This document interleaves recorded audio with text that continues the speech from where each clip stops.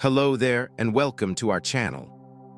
A quiet corner where curiosity settles in gently and science takes its time. This is a place for slow thoughts, soft questions, and long journeys through the natural world, especially the ones that don't rush toward answers. Tonight, we're stepping into a version of Earth that feels both familiar and strange. A world shaped by cold, patience, and immense stretches of time. A world where ice was not just a season, but a defining presence.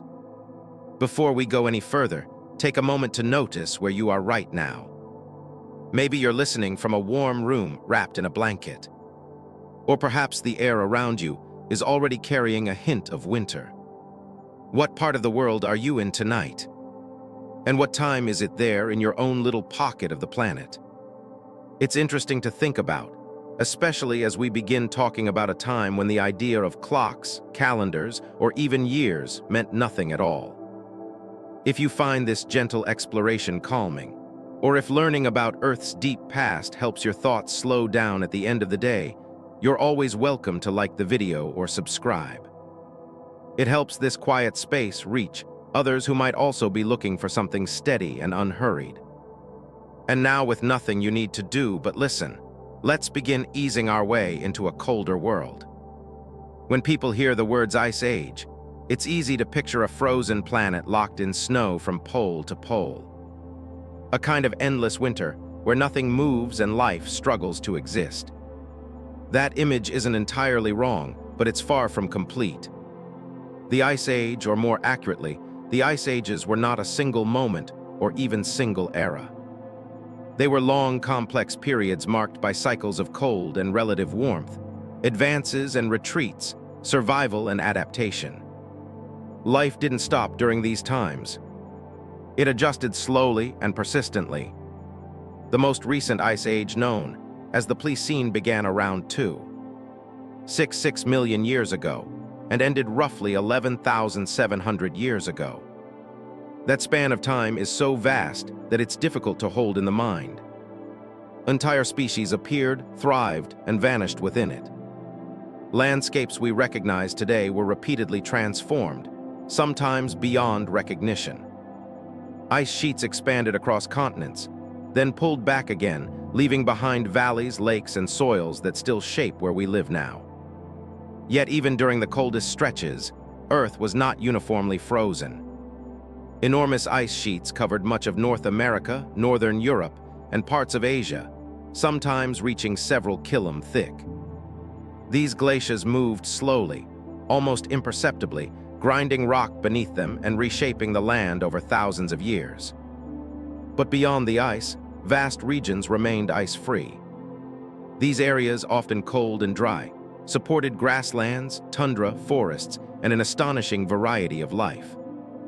To understand what life was like during the Ice Age, it helps to step away from the idea of a single frozen moment and instead imagine a world in motion, even if that motion was slow.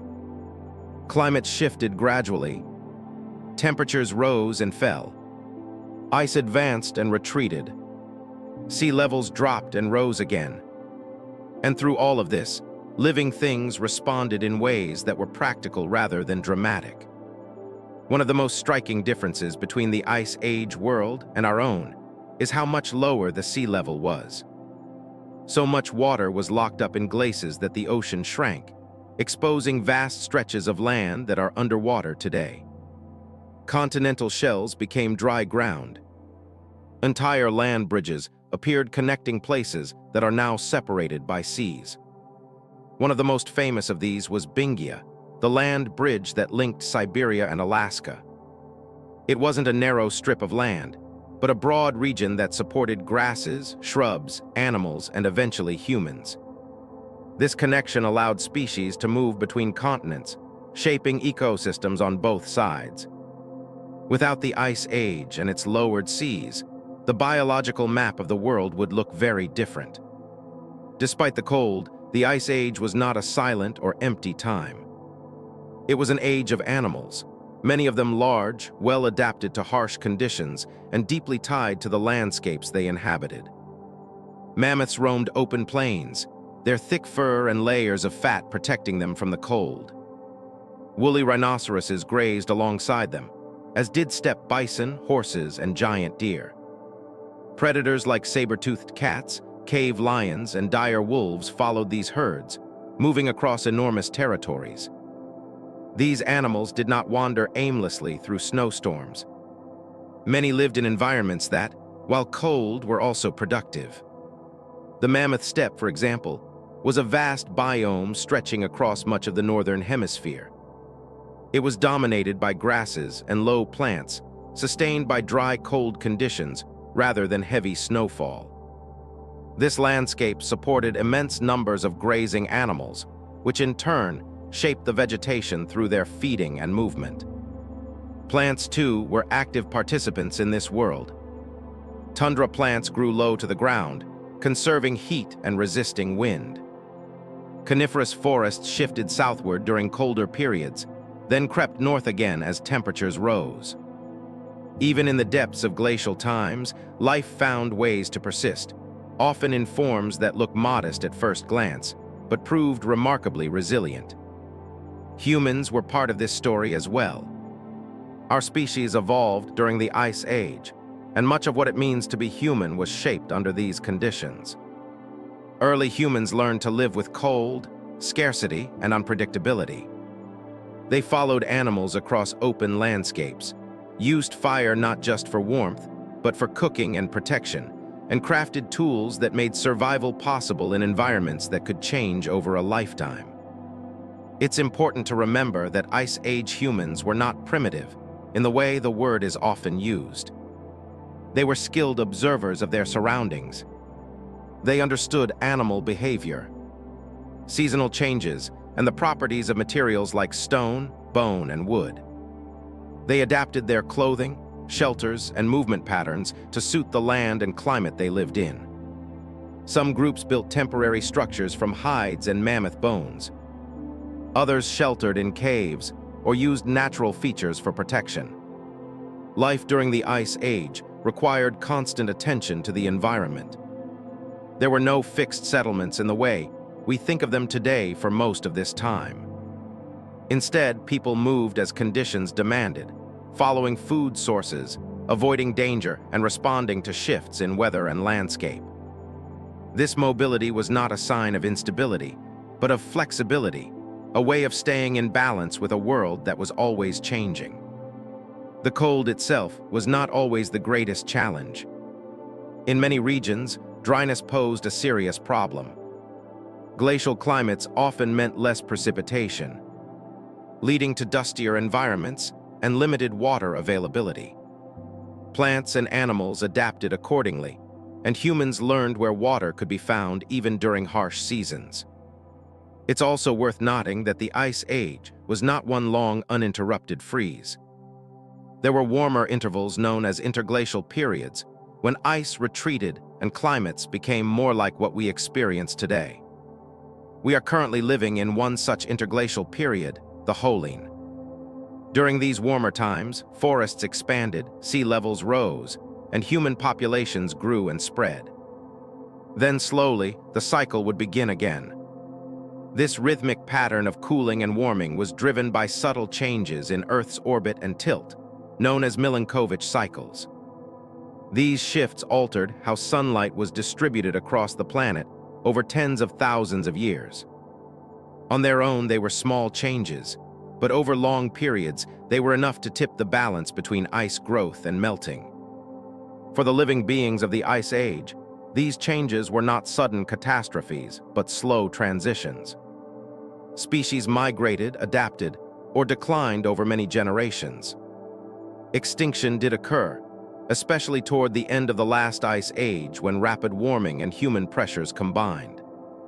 But for much of the Ice Age, life was not on the brink. It was persistent, resourceful, and deeply connected to the rhythms of the planet. As we ease further into this colder version of Earth, it becomes clear that the Ice Age was not simply a backdrop of ice and snow. It was a dynamic world filled with movement, interaction, and long-term change. Landscapes shifted under the weight of glaciers. Animals carved paths across continents, Humans learned, adjusted, and endured. And as we continue, it's worth keeping in mind that much of the world we recognize today, from rolling hills to deep lakes and fertile soils, owes its shape to these ancient stretches of cold. The Ice Age is not a distant, irrelevant past. It is written into the ground beneath our feet, quietly influencing the present. There was no sudden switch that flipped, no single winter that announced itself as the beginning. Instead, the Earth eased into colder rhythms so gradually that no living thing at the time would have recognized it as a turning point. The planet did not freeze all at once. It slowed. Temperatures dipped by fractions of degrees over thousands of years. Snow lingered longer each year in higher latitudes. Summers grew slightly shorter, winters slightly more persistent. And in that slow accumulation of small changes, ice found its opportunity. To picture this shift, it helps to stop thinking in terms of seasons as we know them. During this long cooling phase, the Earth's climate system behaved less like a repeating calendar and more like a deep, slow inhale and exhale. Heat was still moving around the planet. Oceans still circulated, winds still blew, but the balance was changing. Less sunlight reached certain regions during key parts of the year, and that imbalance, though subtle, had consequences that compounded over time. The primary driver behind this gradual cooling lay far beyond daily weather. It was written into the mechanics of the planet's movement through space. Earth does not orbit the sun in a perfect circle, nor does it keep its axis at a fixed angle. Over tens of thousands of years, its orbit stretches and relaxes. Its tilt shifts slightly, and its wobble changes direction. These cycles, known as Milankovitch cycles, alter how solar energy is distributed across the planet, particularly at high latitudes. What mattered most was not how cold winters became, but how cool summers remained. In regions near the poles, snow that fell during winter needed warm summers to melt away. When summers grew just cool enough that some of that snow survived year after year, it began to pile up. A little extra snow reflected more sunlight back into space, keeping the surface cooler. Cooler surfaces allowed more snow to persist. This feedback loop, simple but powerful, set the stage for ice to expand. At first, these accumulations were modest. Snowfields lingered on mountain ranges and northern plains. Over time, the weight of this snow compressed it into ice. As layers built up, gravity took over. Ice began to flow outward. Not quickly, not dramatically, but steadily. What we call glaciers were not static frozen slabs. They were slow-moving rivers of ice inching forward year after year, reshaping the land beneath them. As these ice sheets expanded, they altered the climate further. Massive glaciers kilometers thick pressed down on the Earth's crust, depressing it under their weight. At the same time, their bright surfaces reflected sunlight, amplifying cooling across large regions. Cold air spilling off the ice sheets influenced weather patterns far beyond their edges. Winds shifted. Precipitation patterns changed. Regions that were once forested became open grasslands or tundra. Oceans responded as well as water became locked up in ice on land. Sea levels dropped. Coastlines moved outward, sometimes by hundreds of km. Shallow seas drained away, exposing land that had not seen daylight in millions of years. This newly exposed terrain altered ocean currents, which in turn affected how heat was transported around the globe. The climate system, already sensitive, adjusted again. Despite all of this, the cooling did not proceed in a straight line. There were pauses and partial reversals. Warmer intervals interrupted the advance of ice, allowing glaciers to retreat before pushing forward again. These fluctuations created a patchwork of environments. Some areas were locked beneath ice. Others remained cold but ice-free. And still others experienced climates not unlike modern northern regions, with seasonal variation rather than perpetual freeze. For plants and animals, the shifting world required flexibility. Species that thrived in warmer forests gradually migrated southward or adapted to cooler conditions. Cold-tolerant plants expanded their ranges, colonizing new ground left behind by retreating ice or exposed by falling seas. Grasslands spread in many regions, especially where colder, drier conditions limited tree growth. These open landscapes would later become central to Ice Age ecosystems. The spread of ice was not uniform across the planet. The southern hemisphere experienced glaciation as well, but its geography shaped the outcome differently. Antarctica became increasingly ice-covered, developing the massive ice sheet that still dominates it today. In the northern hemisphere, large land masses at high latitudes allowed ice to grow across continents. North America and Eurasia bore the brunt of glacial expansion, while regions closer to the equator experienced cooling without full glaciation. This uneven distribution of ice created stark contrasts. In some places, towering walls of ice marked the horizon. In others, cold winds swept across open plains dotted with hardy vegetation. The world was not silent or lifeless, but it was quieter in some ways. Forest canopies thinned. Animal populations shifted. Migration routes lengthened. Survival depended less on abundance and more on efficiency. As ice advanced, it sculpted the land in ways that would persist long after it melted. Moving ice scraped soil and rock from some regions and deposited it in others. Valleys were carved deeper. Hills were flattened. Rocks were ground into fine sediments that would later form fertile soils. Lakes were gouged out where ice scoured the ground, filling with melt water during warmer periods. These changes were not visible within a single lifetime. They unfolded over spans of time that dwarfed generations. A species might experience only the early stages of cooling, adapting slightly, shifting its range, never knowing the full extent of the transformation underway. Yet evolution works precisely on these time scales. Small advantages mattered. Thicker fur, seasonal behaviors, altered diets, and flexible movement patterns became increasingly valuable traits for early human ancestors. This slow cooling shaped the environments in which they evolved. Open landscapes favored endurance walking and long-distance travel.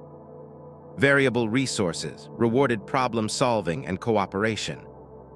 Fire became increasingly important, not only for warmth but for cooking and protection. Clothing, shelter, and tool use gained urgency as cold periods lengthened. It is important to resist the idea that the Ice Age was a single dramatic event, that life had to endure all at once. Instead, it was a long negotiation between the planet and the organisms living on it. Ice advanced because conditions allowed it to. Life responded because it had time to adjust. When conditions shifted again, ice retreated and life followed new paths.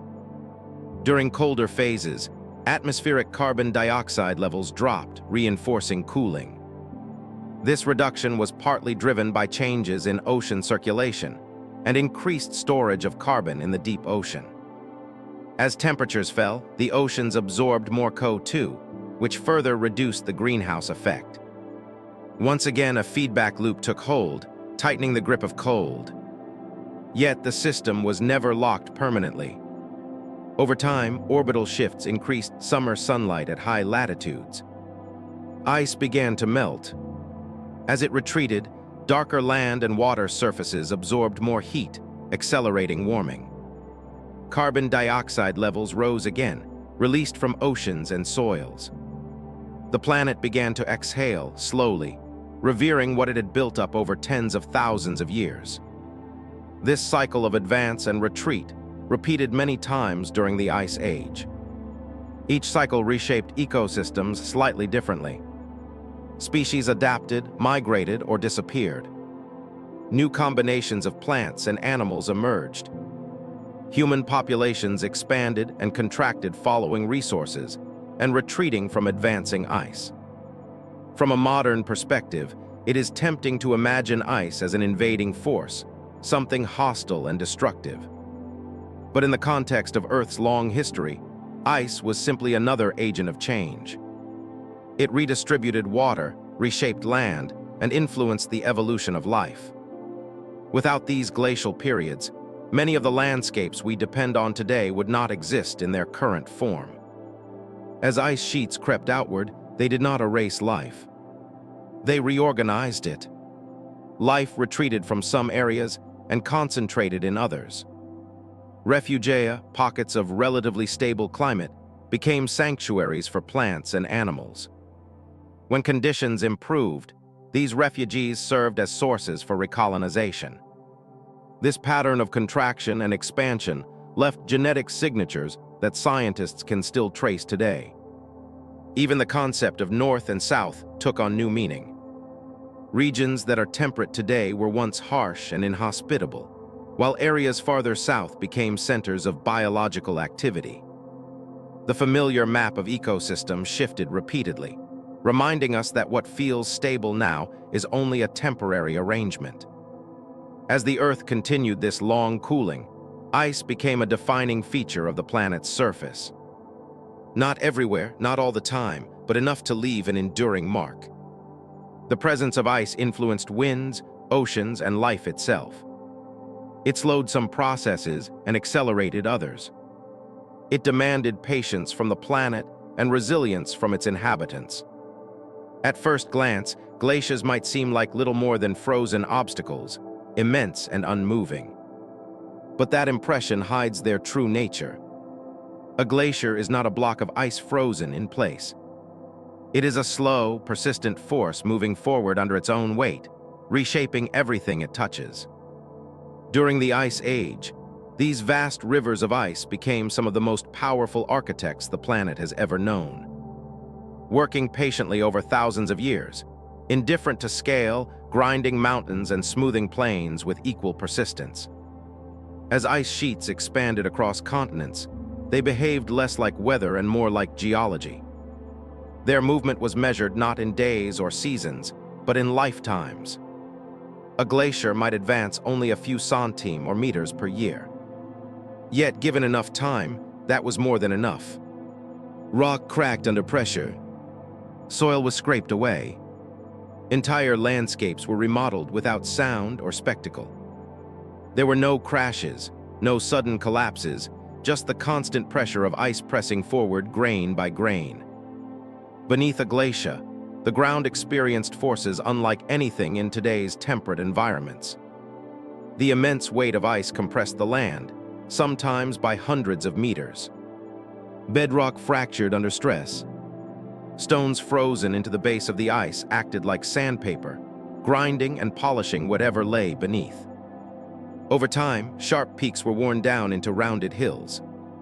Valleys once carved by rivers were widened and deepened into broad, U-shaped corridors that still define many mountainous regions today. Where glaciers advanced, they stripped landscapes nearly bare. Soil, vegetation, and loose rock were pushed aside or carried along within the ice. These materials did not disappear. They traveled with the glacier, sometimes for hundreds of kilometers before being released elsewhere.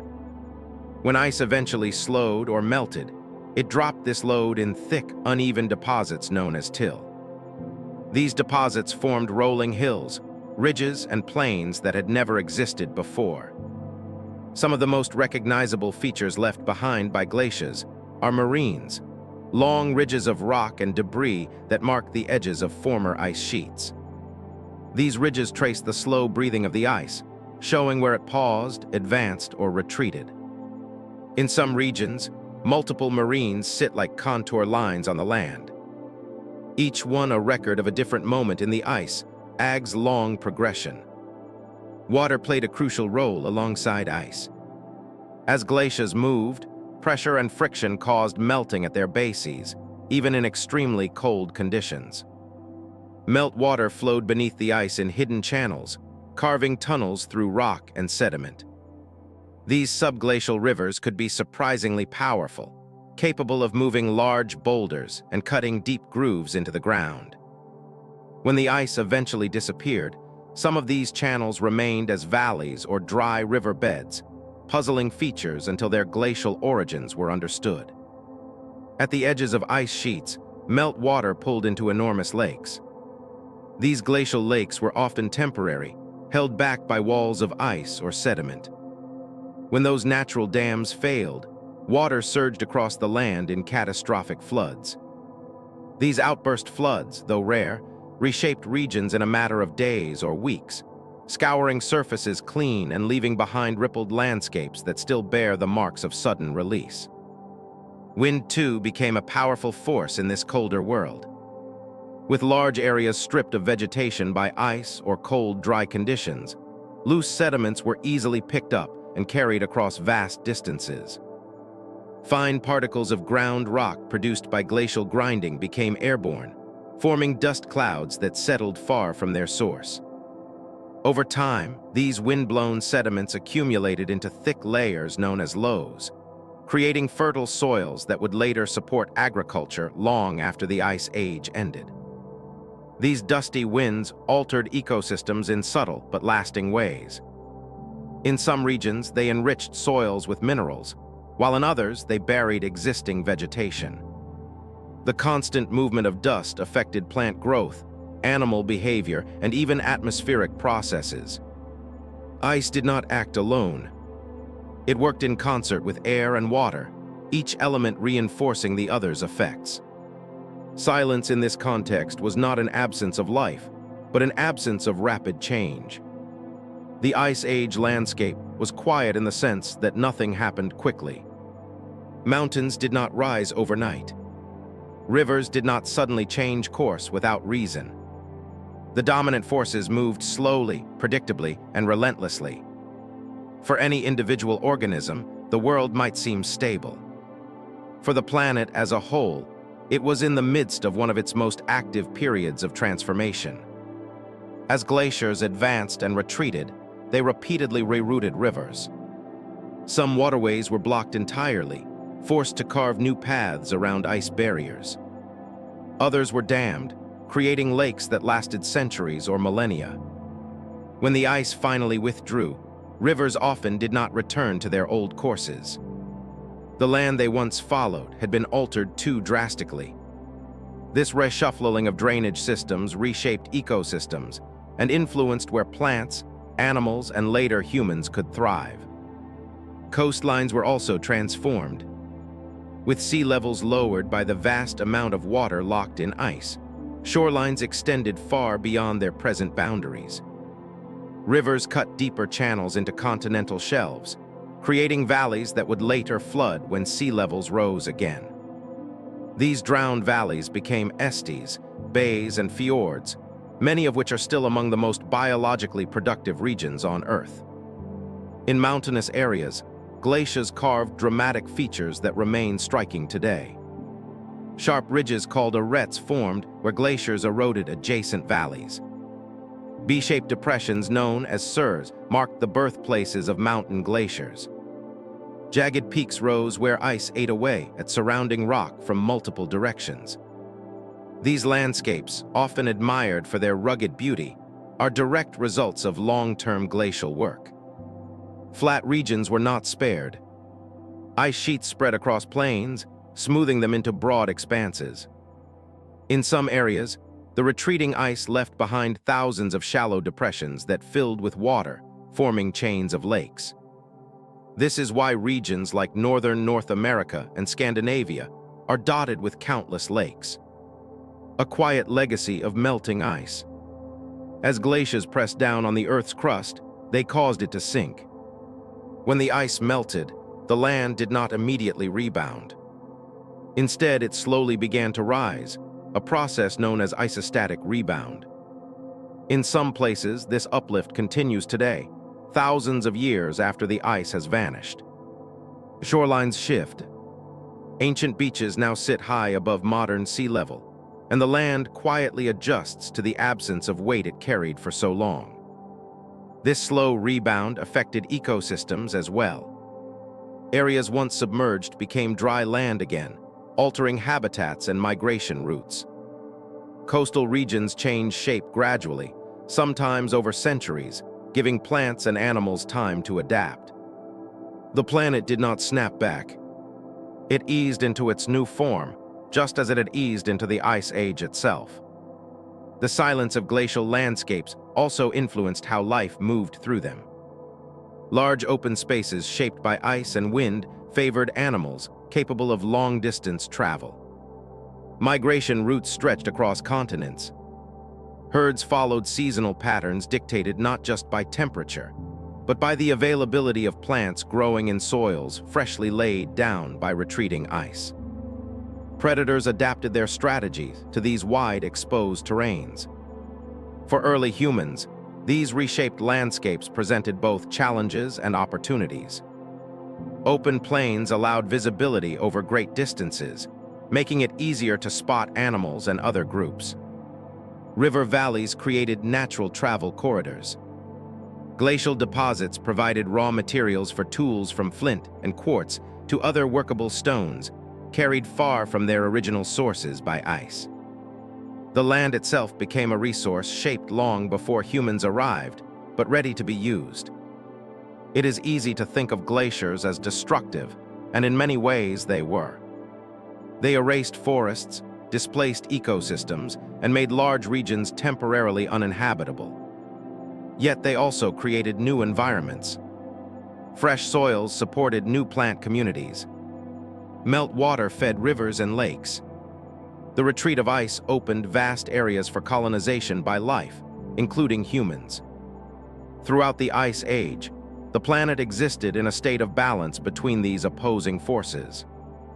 Ice advanced, then withdrew. Wind stripped and deposited sediments. Water carved and filled. Silence allowed processes to unfold without interruption. This balance was not static but dynamic, always adjusting to small changes in climate and solar input. Over tens of thousands of years, the combined effects of glaciers, wind, and water left the Earth profoundly altered. Mountains were reshaped. Plains were leveled. Coastlines were redrawn. Even regions untouched by ice felt its influence through shifting climates and redistributed seedments. No part of the planet existed entirely outside this system. As the Ice Age progressed, these reshaped landscapes became the stage upon which life continued its long story. Animals adapted to new terrains. Plants colonized freshly exposed ground. Humans learned to read the land, to follow its contours, to understand where water flowed and where shelter could be found. And yet, all of this change happened without drama. No single moment marked the transformation. The land did not announce itself. It simply changed quietly and persistently under the steady pressure of ice and the constant movement of air and water. As the cold deepened and ice accumulated on land, one of the most far-reaching changes unfolded far from the glaciers themselves, along the edges of continents and across the shallow margins of the seas. Water that once filled oceans was slowly drawn upward and outward, locked into ice sheets that spread across the land. This process did not happen suddenly, but its effects were unmistakable over time. Sea levels fell not by a few meters, but by tens and eventually more than 100 m. During the coldest stretches, the oceans pulled back, exposing land that had been hidden beneath water for thousands or even millions of years. Where waves once moved, dry ground emerged, continental shelves became wide plains, shallow seas drained away, and coastlines crept outward, sometimes by hundreds of km. The familiar shapes of continents changed. Islands merged with mainlands. Narrow straits closed. Entire regions that are now separated by water became continuous landscapes open to wind, animals, and human footsteps. These exposed lands were not empty corridors. They developed their own environments, shaped by cold wind and seasonal change. Some were grassy plains. Others were dry tundra or sparse woodlands. Rivers crossed them, fed by melt water from distant ice sheets, or by precipitation falling on land that had never before existed above sea level. These temporary worlds became bridges, not just between places, but between ecosystems, species, and populations that had long been isolated from one another. Among the most well-known of these connections was Bingia, the broad land mass that linked northeastern Asia with northwestern North America. Rather than a narrow strip, it was a vast region stretching hundreds of kilometers from north to south. During much of the Ice Age, it remained largely ice-free, sheltered by dry conditions that limited snowfall. Grasses and low plants grew there, supporting large grazing animals. Predators followed. Eventually, humans did too. Bingia was not a single moment in time, but a recurring feature during periods of low sea level. It appeared, disappeared, and appeared again as ice advanced and retreated. Each time it emerged, it allowed movement between continents that would otherwise have been impossible. Animals crossed back and forth, shaping the future ecosystems of both Eurasia and the Americas. Species that originated on one continent spread to the other, sometimes thriving, sometimes fatting away. Similar connections existed elsewhere. In Southeast Asia, lowered seas exposed the Sunda Shelf, linking mainland Asia with islands that are now part of Indonesia. Elephants, rhinoceroses, tigers, and early humans moved across these lands, spreading through environments that today are separated by deep water. To the west, the British Isles were connected to mainland Europe by a broad plain often referred to as Dogger Land, a low-lying landscape of rivers, marshes, and grasslands. Dogland was not a barren crossing. It was a living region supporting animals, plants, and human groups for thousands of years. People hunted, gathered, and traveled across it, unaware that the ground beneath them would eventually be reclaimed by the sea. As sea levels rose near the end of the Ice Age, Dogland flooded slowly, retreating year by year until only memories remained, preserved now beneath the waters of the North Sea. These land connections reshaped the patterns of life on Earth. Migration no longer depended on narrow coastal routes or risky sea crossings. Instead, animals followed familiar terrestrial paths, guided by vegetation, water sources, and seasonal cycles. Herds expanded their ranges. Genetic exchange increased. Isolated populations met, mixed, or competed. The biological boundaries defined by oceans softened, replaced temporarily by open land. For humans, these lowered seas and connected continents transformed what was possible. Movement no longer required boats or advanced technology. Journeys could be made on foot over generations rather than expeditions. Groups expanded slowly following game, tracking seasons, responding to local conditions. There was no single migration wave sweeping across continents. Instead, there were countless small movements, pauses, retreats, and advances shaped by climate, resources, and chance. Travel during the Ice Age was not easy, but it was familiar. Humans evolved as walkers. Long distances did not require planning in the modern sense. They unfolded across lifetimes. Children were born in one place and grew old in another. Stories, tools, and traditions traveled with people, adapting to new environments along the way. Over time, entire continents were settled, not through conquest, but through gradual presence. The lowered seas also altered coastlines in ways that changed daily life. Coastal resources shifted outward. Shellfish beds, kelp forests, and marine hunting grounds moved farther from what are now modern shores. People living near the coast adapted by following these changes, establishing camps near new shorelines and abandoning older ones as the sea retreated.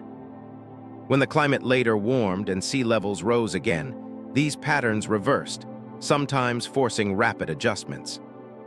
Rivers responded to falling sea levels as well. With oceans lower, rivers cut deeper channels as they flowed toward distant coastlines. Valleys extended across continental shelves, carving paths that would later flood and become estuaries. These river systems served as natural highways across the exposed land, guiding both animals and humans. Water, even in a cold world, remained central to movement and survival. The climate of these exposed lands was often harsh. Cold winds swept across open plains with little shelter. Vegetation was sparse in some regions, richer in others. Seasonal extremes could be pronounced with short summers and long, demanding winters. Yet life adapted. Animals developed migratory strategies, moving with the seasons to access food. Humans learned to read these patterns, timing their movements to coincide with animal behavior and plant availability. It is tempting to imagine these journeys as purposeful marches toward unknown destinations, but that idea belongs more to modern storytelling than to Ice Age reality. Movement was rarely about reaching a specific place.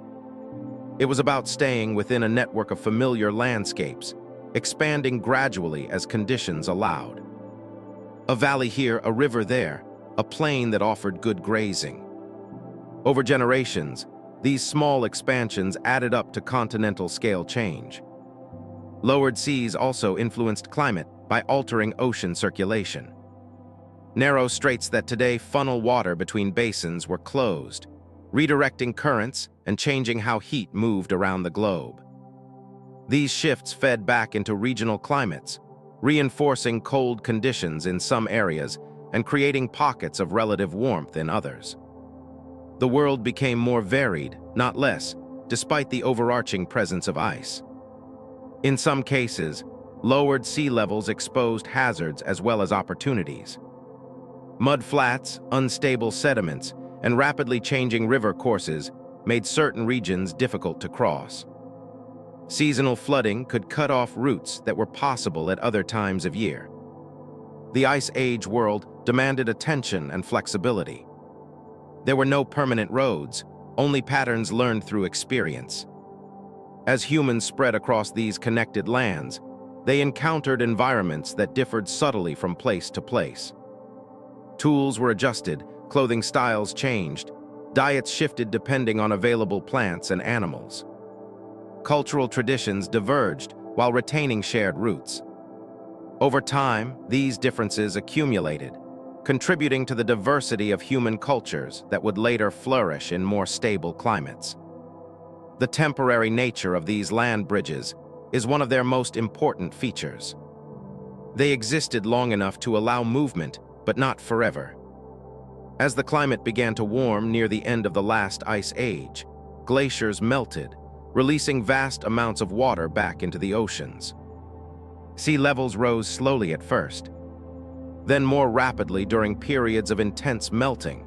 The land connections that had shaped life for tens of thousands of years began to disappear.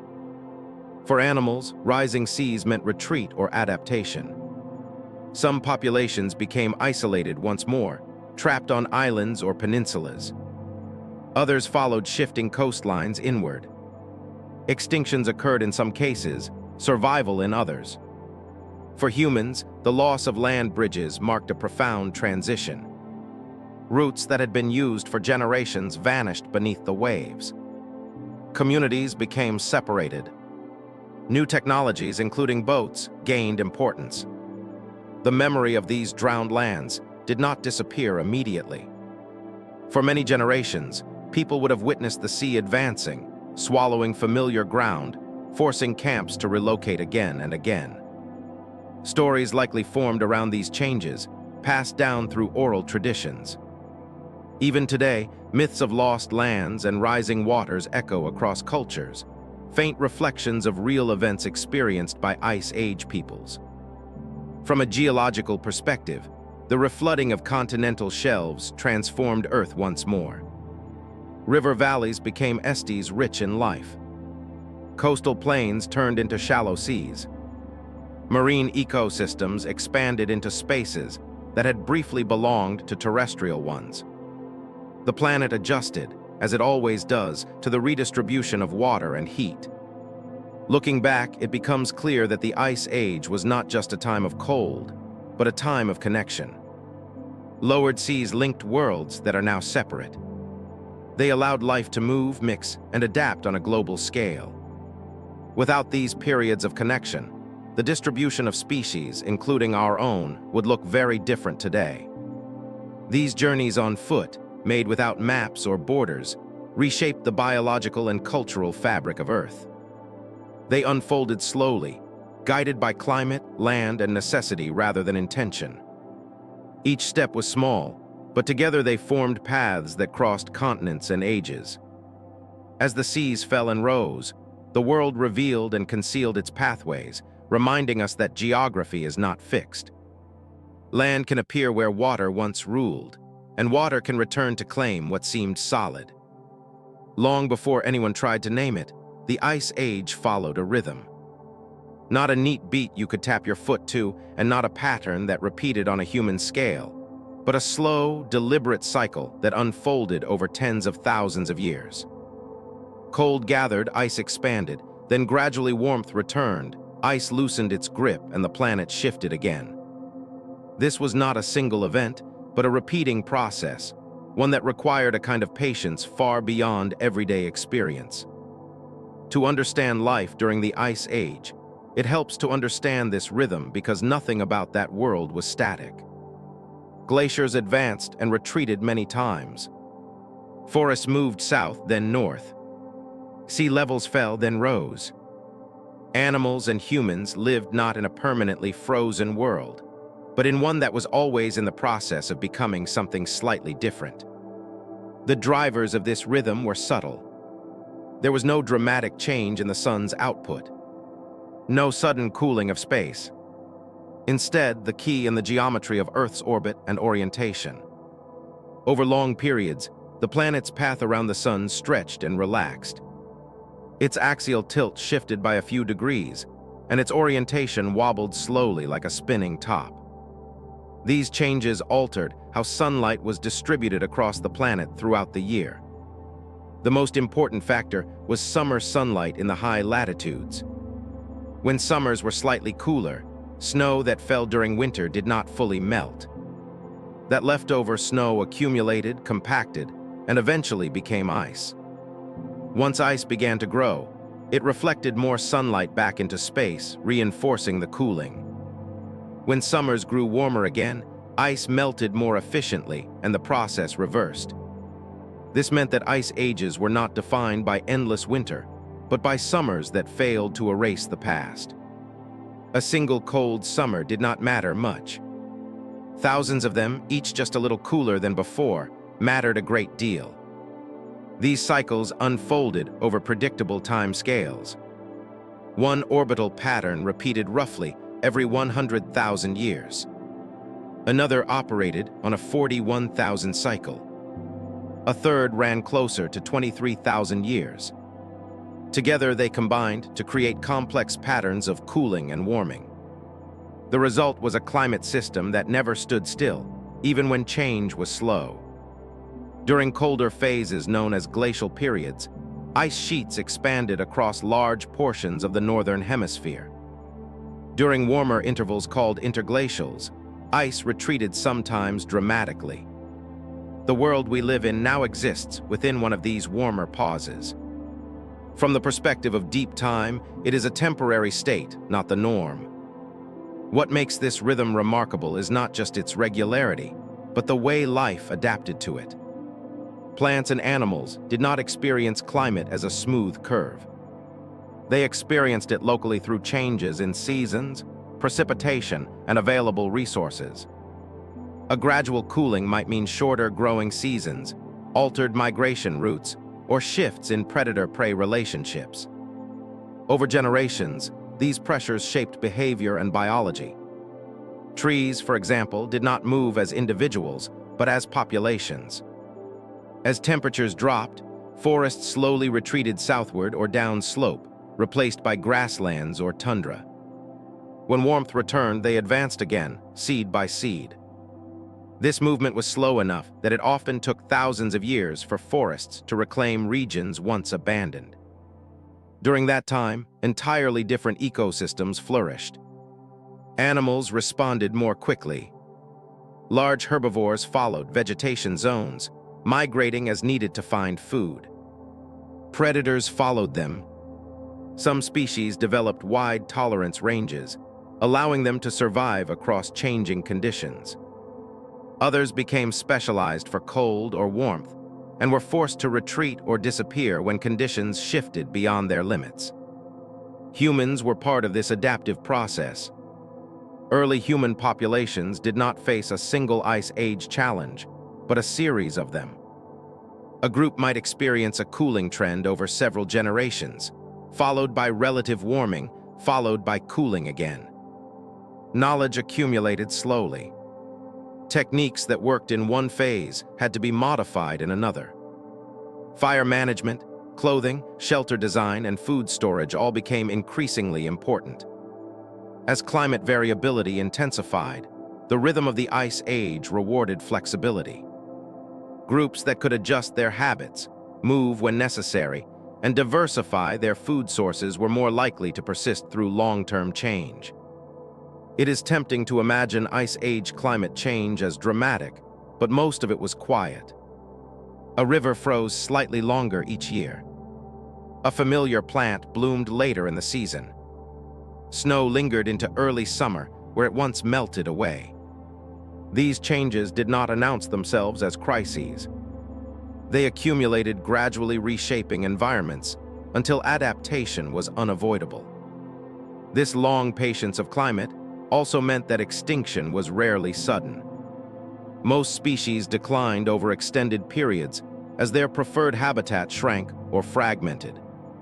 Some managed to survive in refuse, isolated pockets where local conditions remained suitable. These refuse became reservoirs of genetic diversity, allowing species to expand again when conditions improved. The presence of refuse was crucial. Southern Europe, parts of East Asia, and areas of the southern United States provided relatively stable climates during colder phases. These regions supported forests and animal populations, while northern areas lay under ice or tundra. When glaciers retreated, life flowed outward from these refuse, recolonizing newly available land. This process repeated many times. Each cycle left its mark, subtly altering which species dominated, how ecosystems were structured, and where populations were located. The Ice Age was not a single test of survival, but a series of long negotiations between climate and life. Atmospheric composition played a role in these rhythms as well. During colder periods, carbon dioxide levels were lower. Some of this carbon was absorbed by colder oceans, which can hold more dissolved gas. Some was locked away in expanded ice sheets and changes in vegetation. Lower greenhouse gas concentrations reinforced cooling, creating another feedback loop. When the climate warmed, the oceans released carbon dioxide back into the atmosphere, amplifying the warming. Vegetation patterns shifted again, altering carbon storage on land. The climate system responded as an interconnected whole with ice, oceans, atmosphere, and life influencing one another continuously.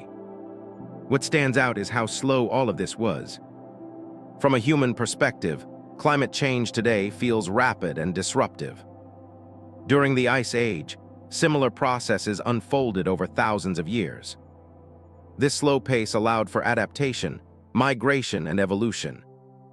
It also meant that no generation ever experienced the full arc of change. People lived within a slice of the cycle, responding to local conditions without seeing the long pattern behind them.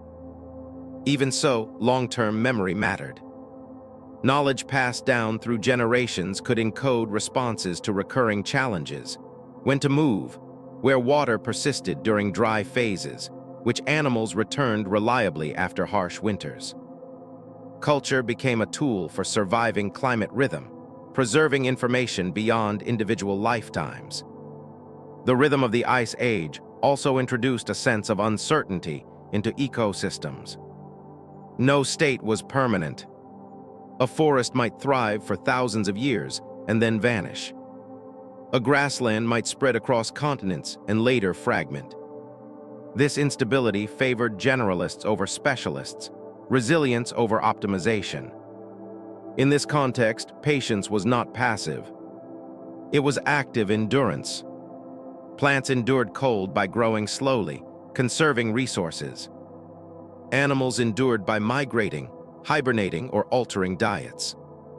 Humans endured by cooperating, sharing knowledge, and adjusting social structures to match environmental demands. There is an important distinction between resilience and resistance. During the Ice Age, life did not resist change by holding conditions constant.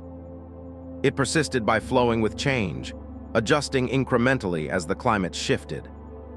This dynamic stability allowed ecosystems to survive repeated disturbances without collapsing entirely.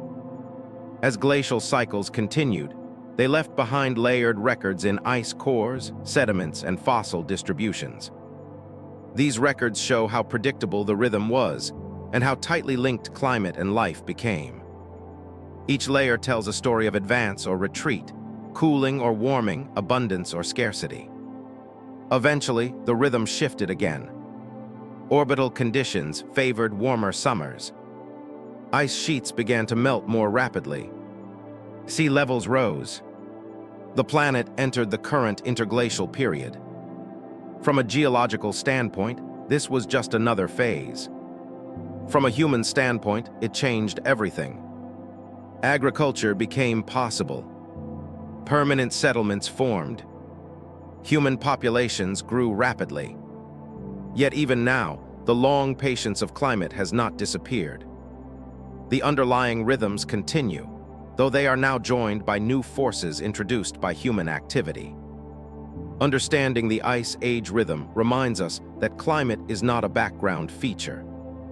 It is an active process constantly shaping the possibilities of life. During the Ice Age, this process unfolded slowly enough to allow adaptation, but steadily enough to reshape the planet again and again.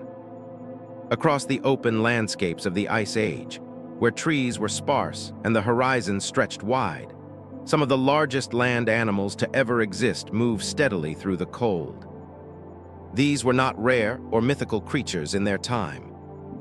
They were common, familiar presences, shaping the land as much as it shaped them. The frozen plains were home to giants, and life there revolved around their movements, their needs, and the space they occupied. Among the most iconic were the mammoths. Covered in long, coarse hair and insulated by thick layers of fat, mammoths were built for cold in a way few animals ever have been. Their curved tusks, sometimes reaching several meters in length, were not just decorations. They were tools used to sweep aside snow to reach buried grasses, to strip bark from trees, to dig for water, and to defend against predators or rivals.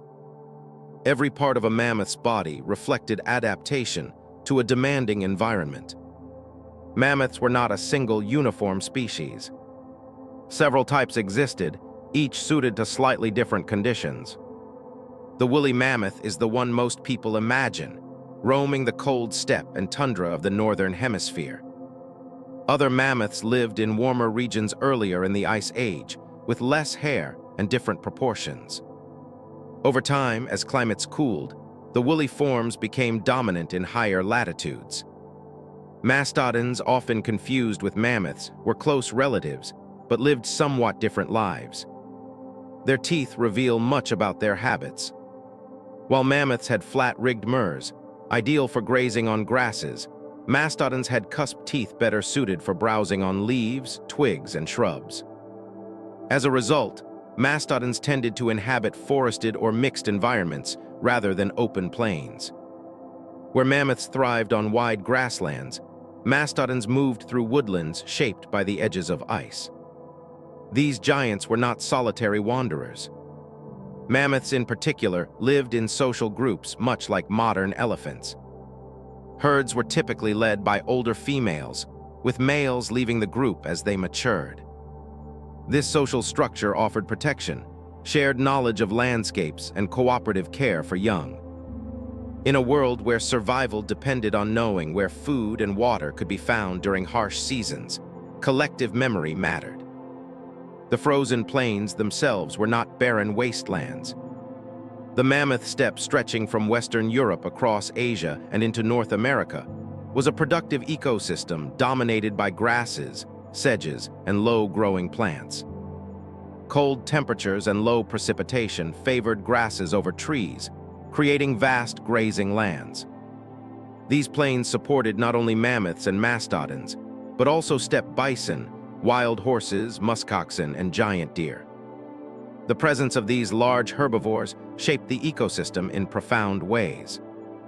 As they grazed, they prevented shrubs and trees from taking over, maintaining open landscapes. Their movement churned soil, dispersed seeds, and redistributed nutrients through dung. In winter, when they scraped snow away to reach vegetation, they exposed patches of ground that smaller animals could also use. The giants were ecosystem engineers, maintaining the very conditions that allowed them to thrive. Predators evolved alongside them. Saber-toothed cats, with their elongated canine teeth, specialized in bringing down large prey. Cave lions, larger than modern African lions, hunted across open plains. Dire wolves traveled in packs capable of challenging formidable animals. These predators did not eliminate the giants, but they influenced their behavior, encouraging vigilance, group living, and migration. The relationship between giants and predators was part of a larger balance. Large herbivores reproduced slowly, investing heavily in a few offspring. Calves required years of care before reaching independence. This made populations vulnerable to rapid changes, whether from climate shifts, habitat loss, or increased predation pressure. Stability mattered. Long periods of relatively consistent conditions allowed these species to persist. Seasonality defined their lives. Summers were brief but productive, offering abundant forage that allowed animals to build fat reserves. Winters were long and demanding. Snow covered much of the ground. Temperatures dropped far below freezing and food became harder to access. Migration was one strategy. Many herds moved seasonally, following routes shaped by geography, vegetation, and experience passed down through generations. The sheer scale of these animals affected how they interacted with the cold. Their large bodies retained heat more efficiently than smaller animals. Thick fur trapped air close to the skin. Fat provided insulation and energy. Even their ears were adapted smaller and more compact than those of modern elephants, reducing heat loss.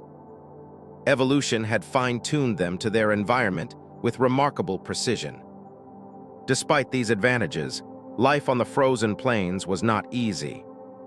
Calves were especially vulnerable during harsh winters. Injuries could be fatal. Droughts or unusual weather patterns could disrupt food supplies. The Ice Age climate, though slow-moving, still produced variability that tested even the most well-adapted species. Humans entered this world not as immediate rulers, but as participants. Early human groups encountered mammoths and mastodons as part of the existing landscape. These animals represented both opportunity and danger. A successful hunt could provide meat, fat, bones, and hide sufficient to support a group for weeks or months. Failure could mean injury or death. Evidence from archaeological sites shows that humans hunted mammoths, though likely not as frequently or casually as popular images suggest. Bringing down such a large animal required cooperation, planning, and favorable conditions. Humans likely targeted young, old, or weakened individuals using terrain to their advantage. Natural features such as ravines, muddy ground, or icy slopes could turn the giant's size into a liability. Beyond food, mammoths were central to material culture. Bones and tusks were used to construct shelters, particularly in regions with limited wood. Hides provided insulation and clothing. Tools fashioned from ivory and bones served practical and symbolic purposes. These animals were woven into human survival strategies in ways that extended far beyond the hunt itself. Mastodons living in more wooded environments may have been encountered differently. Dense vegetation limited visibility and movement. Hunts there would have relied more on ambush and intimate knowledge of forest terrain. The relationship between humans and these animals varied depending on region and culture, reflecting local conditions rather than a single pattern. The giants of the frozen plains were not static figures frozen in time. Over the course of the Ice Age, their ranges shifted repeatedly. As glaciers advanced, suitable habitats contracted. As ice retreated, grasslands expanded. Mammoths moved with these changes, sometimes spreading into new areas, sometimes retreating into refuges where conditions remained favorable. Toward the later stages of the Ice Age, pressures on these animals increased. Rapid warming altered vegetation patterns. Grasslands gave way to forests in many regions, reducing suitable habitat for grazing specialists like mammoths. At the same time, human populations grew and expanded into new territories, increasing hunting pressure. The combination proved difficult for many giant species to withstand. Extinctions did not occur all at once or everywhere. In some regions, mammoths disappeared earlier. In others, small populations survived surprisingly late. Isolated groups on islands persisted thousands of years after mainland populations vanished. Protected temporarily by geography from both climate change and human hunting. Eventually, even these refugees were lost. The disappearance of these giants reshaped ecosystems once again. Grasslands changed without constant grazing. Nutrient cycles shifted. Predators lost key prey species and declined or adapted. Humans adjusted their diets and strategies, turning more towards smaller animals, fishing, and eventually plant cultivation. The Ice Age world moved into a new phase. Looking back, it is tempting to frame mammoths and mastodons as symbols of loss, representatives of a vanished age. Yet during their time, they were not relics or anomalies. They were successful, widespread, and deeply integrated into their environments. Their long tenure speaks to how well life can adapt to even the harshest conditions given time and stability. While the giants of the Ice Age often dominate our imagination, they were only one part of a far more intricate living world. Beneath their towering presence, around their migration routes, and sometimes within the shelter of their shadow, countless smaller animals lived out lives shaped by cold, scarcity, and constant adjustment. These creatures did not command attention through size or spectacle. Yet their endurance tells an equally important story. In many ways, they were better suited to the Ice Age than the giants because survival in a colder world often favored flexibility over strength.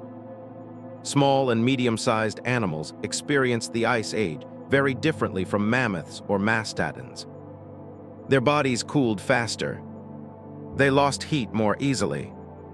Food shortages affected them sooner. At the same time, they reproduced more quickly, adapted faster, and could exploit niches that larger animals could not.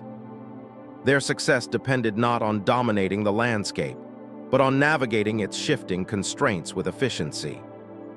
One of the most widespread and successful Ice Age animals was the reindeer, also known as caribou in North America.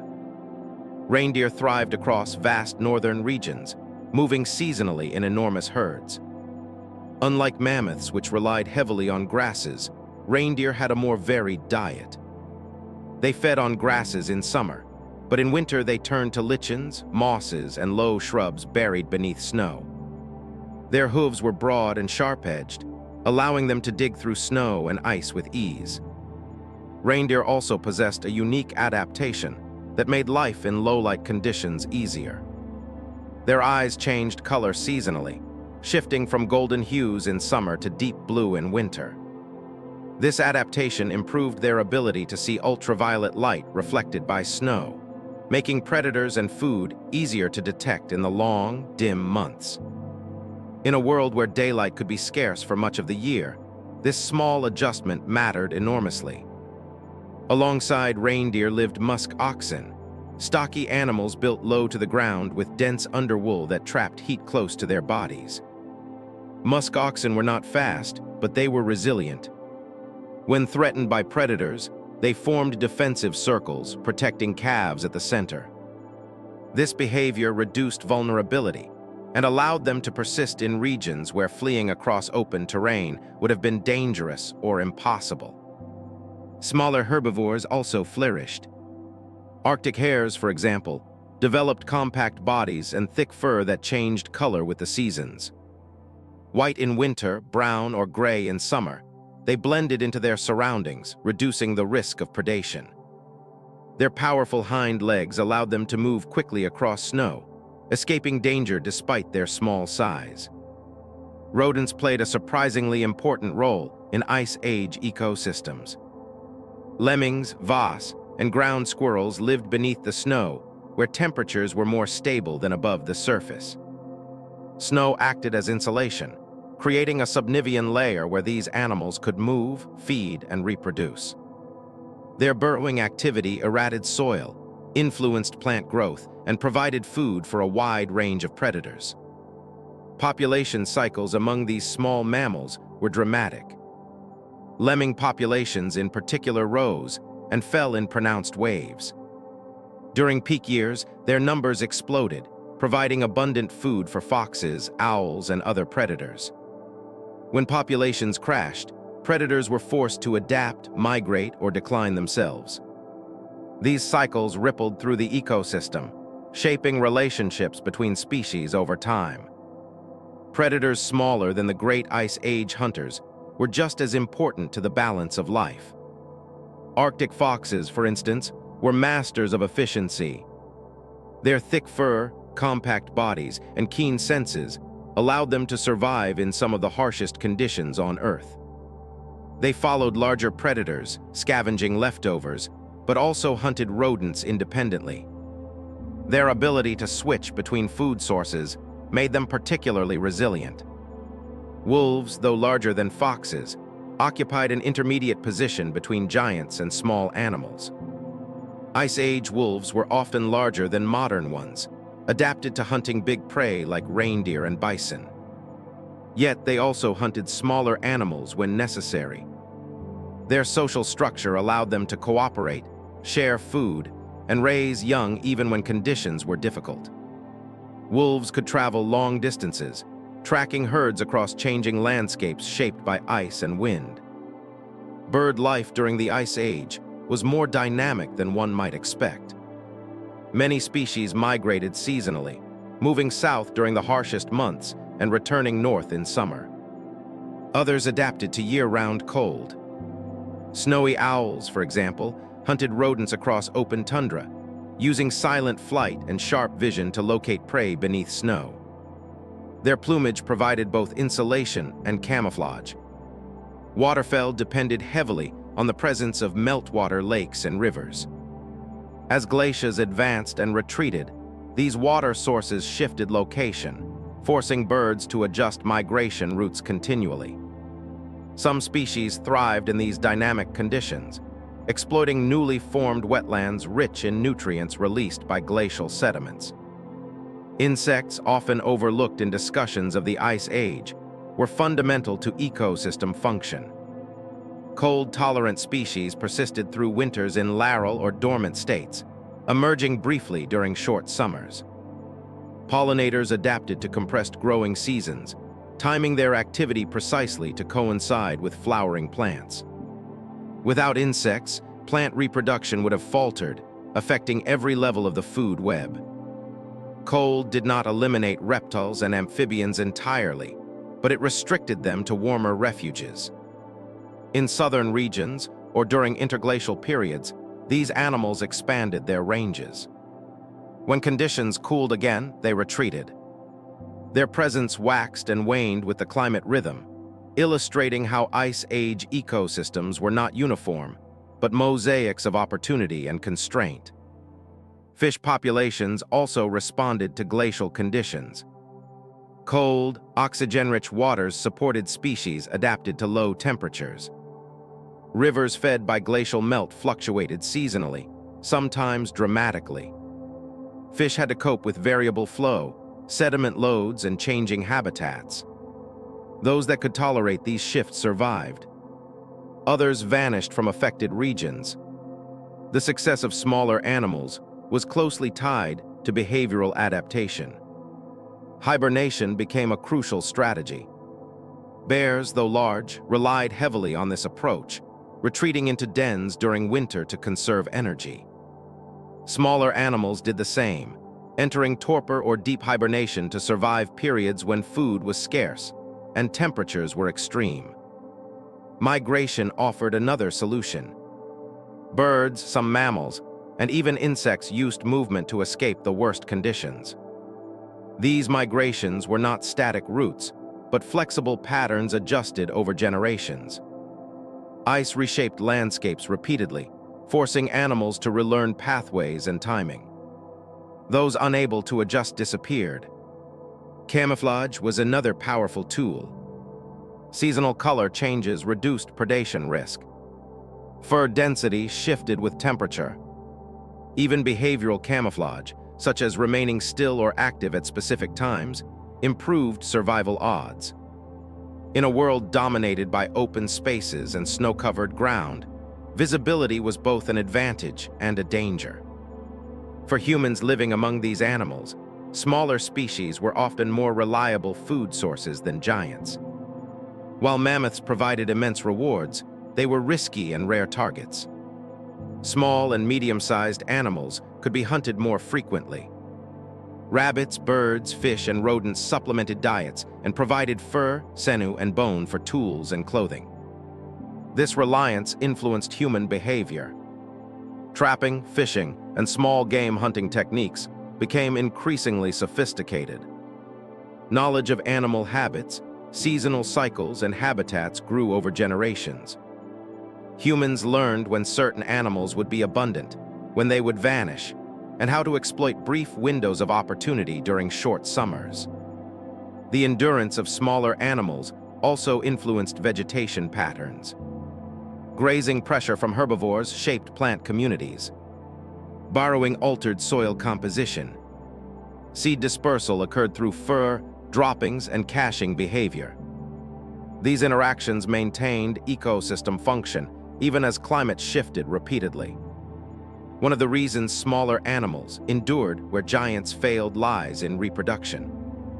Shorter lifespans and higher reproductive rates allowed populations to recover quickly from losses. A harsh winter might wipe out many individuals, but survivors could repopulate rapidly when conditions improved. Giants with long gestation periods and extended care for young lacked this flexibility. This difference became critical toward the end of the Ice Age, when climate warmed rapidly and human pressures increased. Smaller animals adjusted by shifting ranges, altering diets, or increasing reproduction. Many giants could not respond quickly enough. Their disappearance left ecosystems increasingly dominated by smaller, more adaptable species. Even today, many animals thriving in cold regions trace their success back to adaptations honed during the Ice Age. Arctic foxes, reindeer, and lemmings are living examples of strategies refined over tens of thousands of years. Their presence reminds us that endurance does not always look dramatic. Often it looks like persistence through repetition, adjustment through habit, and survival through restraint. The Ice Age world was not defined solely by its most impressive inhabitants. It was sustained by countless small lives interacting quietly with their surroundings. These animals formed the connective tissue of ecosystems, linking plants to predators, soil to atmosphere, and seasons to survival. As the climate continued its slow rhythm, these smaller creatures adapted again and again, carrying life forward through cycles of advance and retreat. Their endurance set the stage for the environments humans would eventually inherit as ice loosened its grip. And while their stories are quieter than those of mammoths or saber-toothed cats, they are no less essential.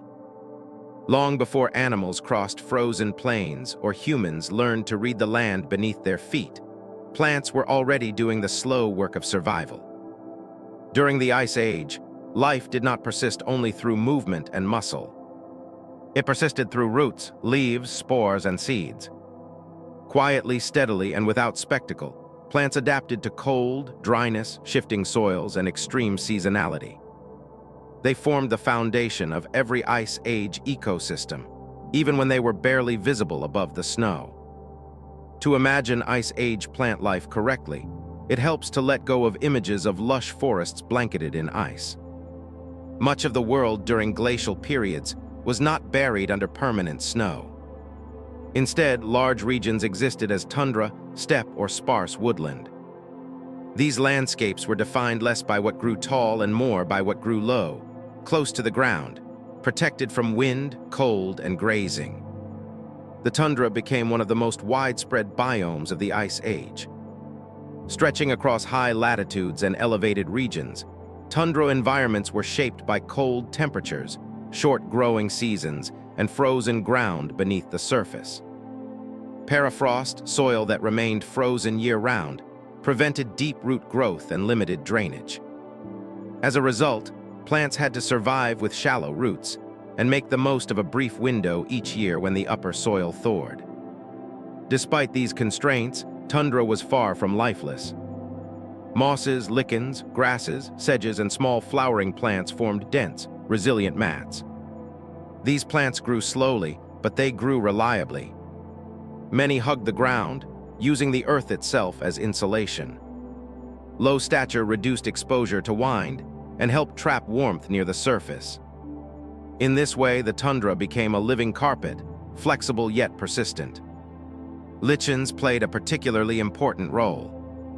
Technically a partnership between fungi and algae, lichens were exceptionally well suited to Ice Age conditions.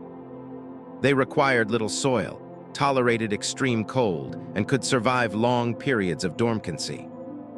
When moisture and light became available, even briefly, they resumed growth. Reindeer and other herbivores relied heavily on lichens during winter, making these humble organisms critical to the survival of larger animals. Grasses and sedges dominated the mammoth steppe, one of the most productive Ice Age ecosystems. Unlike tundra, which existed in colder and often wetter regions, the steppe was cold and dry. Snowfall was limited, allowing grasses to remain accessible for grazing animals. These grasses grew quickly during short summers, producing large amounts of biomass in a compressed time frame. Their roots stabilized soil and prevented erosion, even as wind and ice shaped the land. What made grasses particularly successful was their growth strategy. Instead of growing from the tips, many grasses grow from the base. This meant that grazing did not kill them outright. Animals could feed repeatedly without destroying the plant, allowing grasslands to persist under heavy herbivore pressure. This mutual relationship between plants and grazers helped maintain open landscapes across vast regions. Shrubs also found ways to endure. Willow, birch, and dwarf shrubs grew low and spread horizontally rather than vertically. Some propagated through underground runners, allowing them to expand slowly even when above-ground growth was limited. In protected areas, such as south-facing slopes or river valleys, shrubs formed dense patches that offered shelter and food for animals and humans alike. Trees did not disappear during the Ice Age, but their ranges shifted dramatically. Boreal forests retreated southward during colder phases, replaced by tundra and steppe.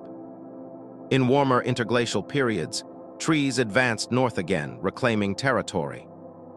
This back-and-forth movement occurred repeatedly, reshaping ecosystems over thousands of years. Trees survived glacial periods by persisting in refuse. These were regions where local conditions remained mild enough to support forests even as surrounding areas cooled. Southern Europe, parts of East Asia, and areas of North America served as such refuges. Within them, tree species maintained populations that later expanded when climates warmed. Without these refugees, many forest species would have vanished entirely. Seeds were another key to persistence. Many plants produce seeds capable of remaining dormant for extended periods. Some seeds could survive freezing, drying, and burial, waiting years for favorable conditions. When ice retreated or climates shifted, these seeds allowed plants to recolonize rapidly. Life did not need to start over.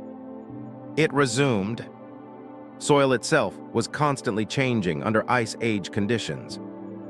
Glacial grinding produced fine mineral particles which were carried by wind and deposited as loss over wide areas.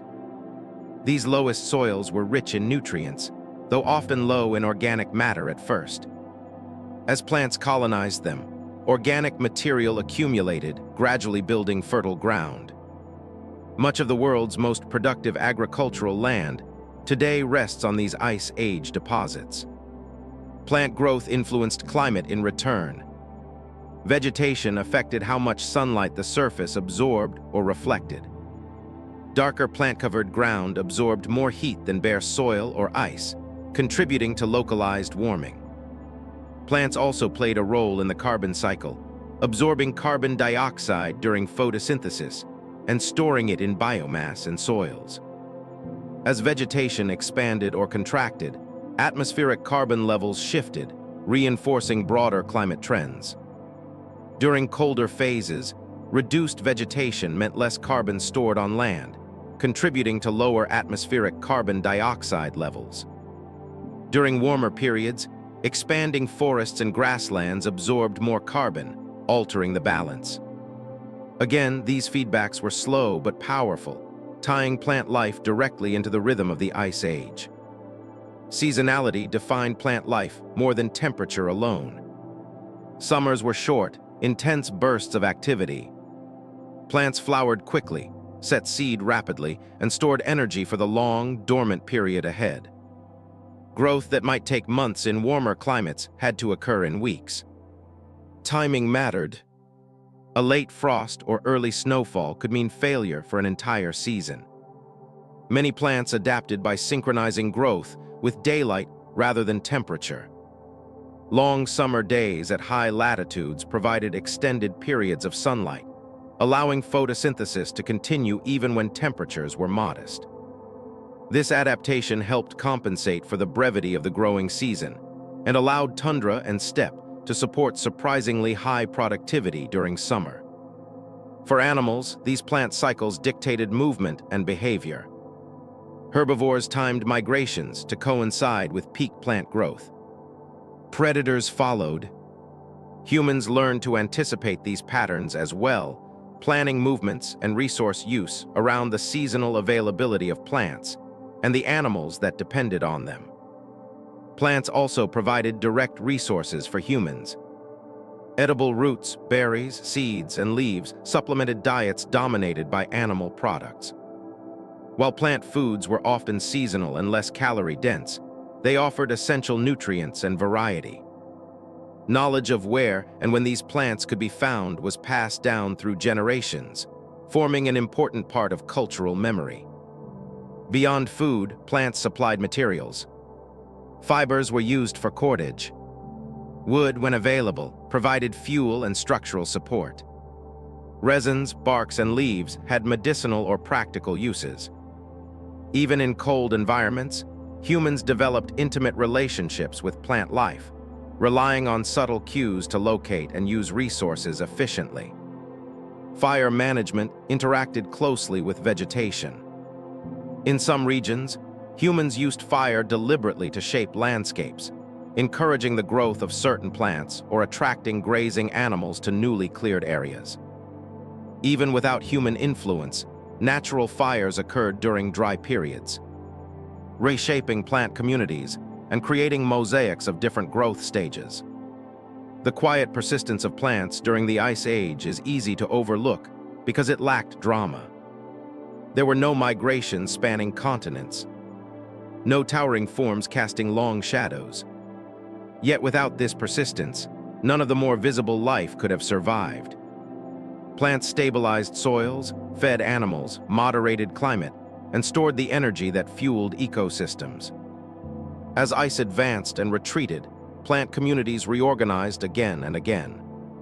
Some species tracked climate shifts closely, moving their ranges. Others adapted in place. Some disappeared entirely. What remained was not a static landscape, but a living system, constantly adjusting to slow change. Toward the end of the Ice Age, warming accelerated. Ice sheets melted rapidly.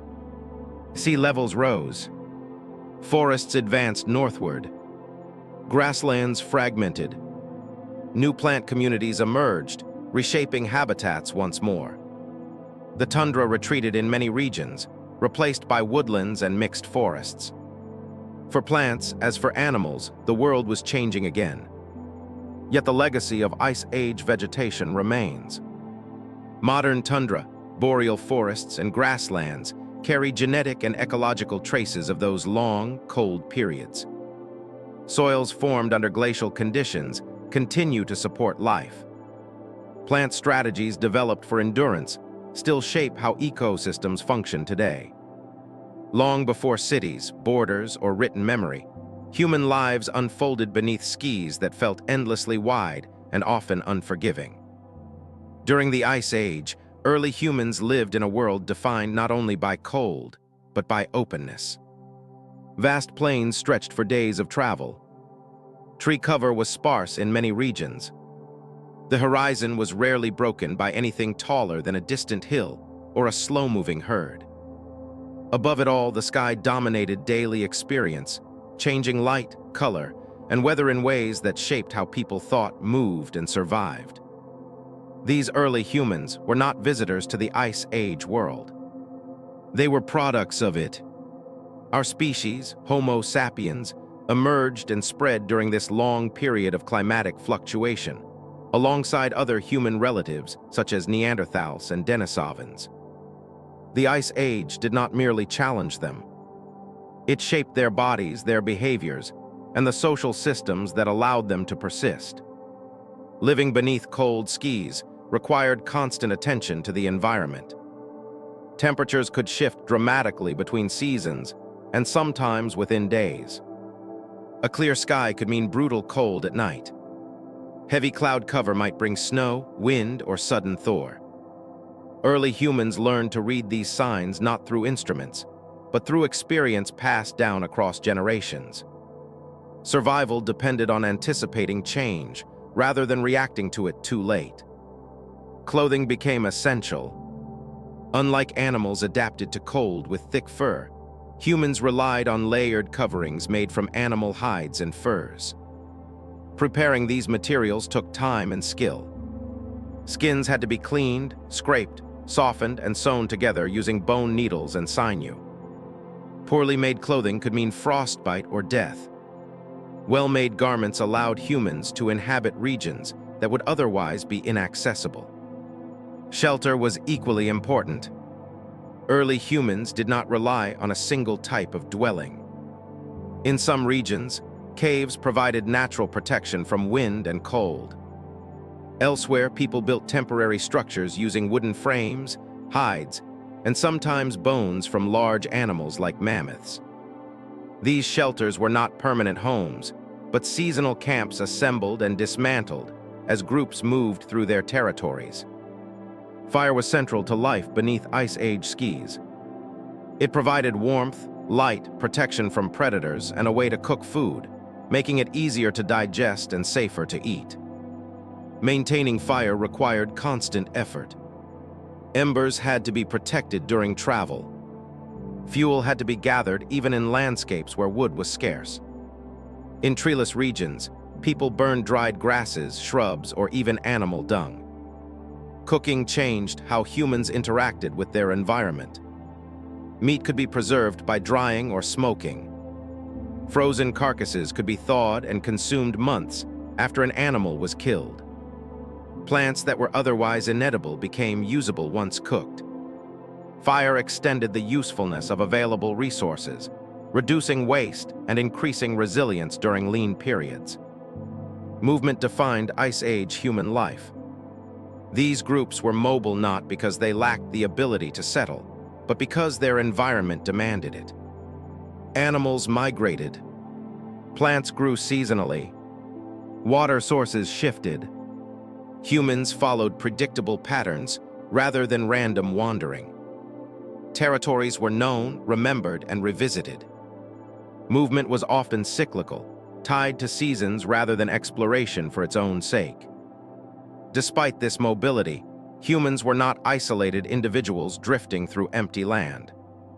Social bonds were essential. Cooperation made large hunts possible.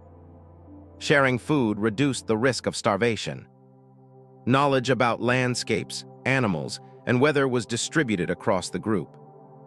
Elders played a crucial role, carrying memory of past winters, dangerous places, and successful strategies. Children grew up immersed in this shared knowledge. Learning was constant and practical. How to identify tracks in snow. How to judge ice thickness on rivers. How to position a shelter to block prevailing winds. These skills were not abstract lessons. They were reinforced daily by necessity.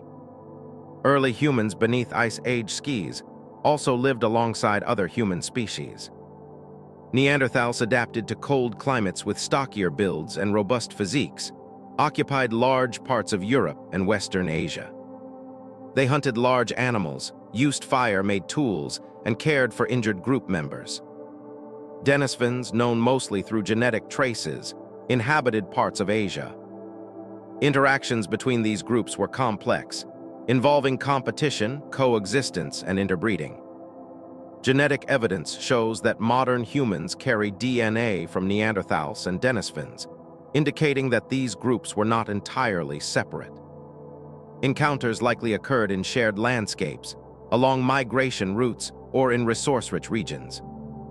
These interactions may have contributed to adaptations that helped humans survive cold environments, including immune responses and physiological traits.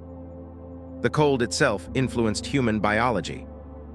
Ice Age humans tended to have shorter limbs relative to body size, reducing surface area and heat loss.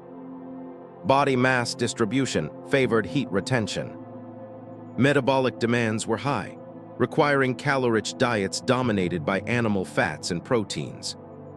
These physical traits did not arise instantly. They emerged gradually as populations adapted over generations. Diet during the Ice Age was diverse, though heavily dependent on animals. Large herbivores provided meat, fat, marrow, and organs. Smaller animals supplemented this intake. Fish and birds were exploited when available. Plant foods, though seasonal, contributed important nutrients. Early humans were opportunistic rather than specialized, a strategy that allowed them to cope with fluctuating resources. Hunting required planning and coordination. Success depended on understanding animal behavior, seasonal movements, and landscape features. Humans used natural traps such as cliffs, river crossings, and snow-covered ground to their advantage. Tools evolved to support these strategies. Stone points, spears, and later projectile weapons increased hunting efficiency and reduced risk. Tools were not crude improvisations.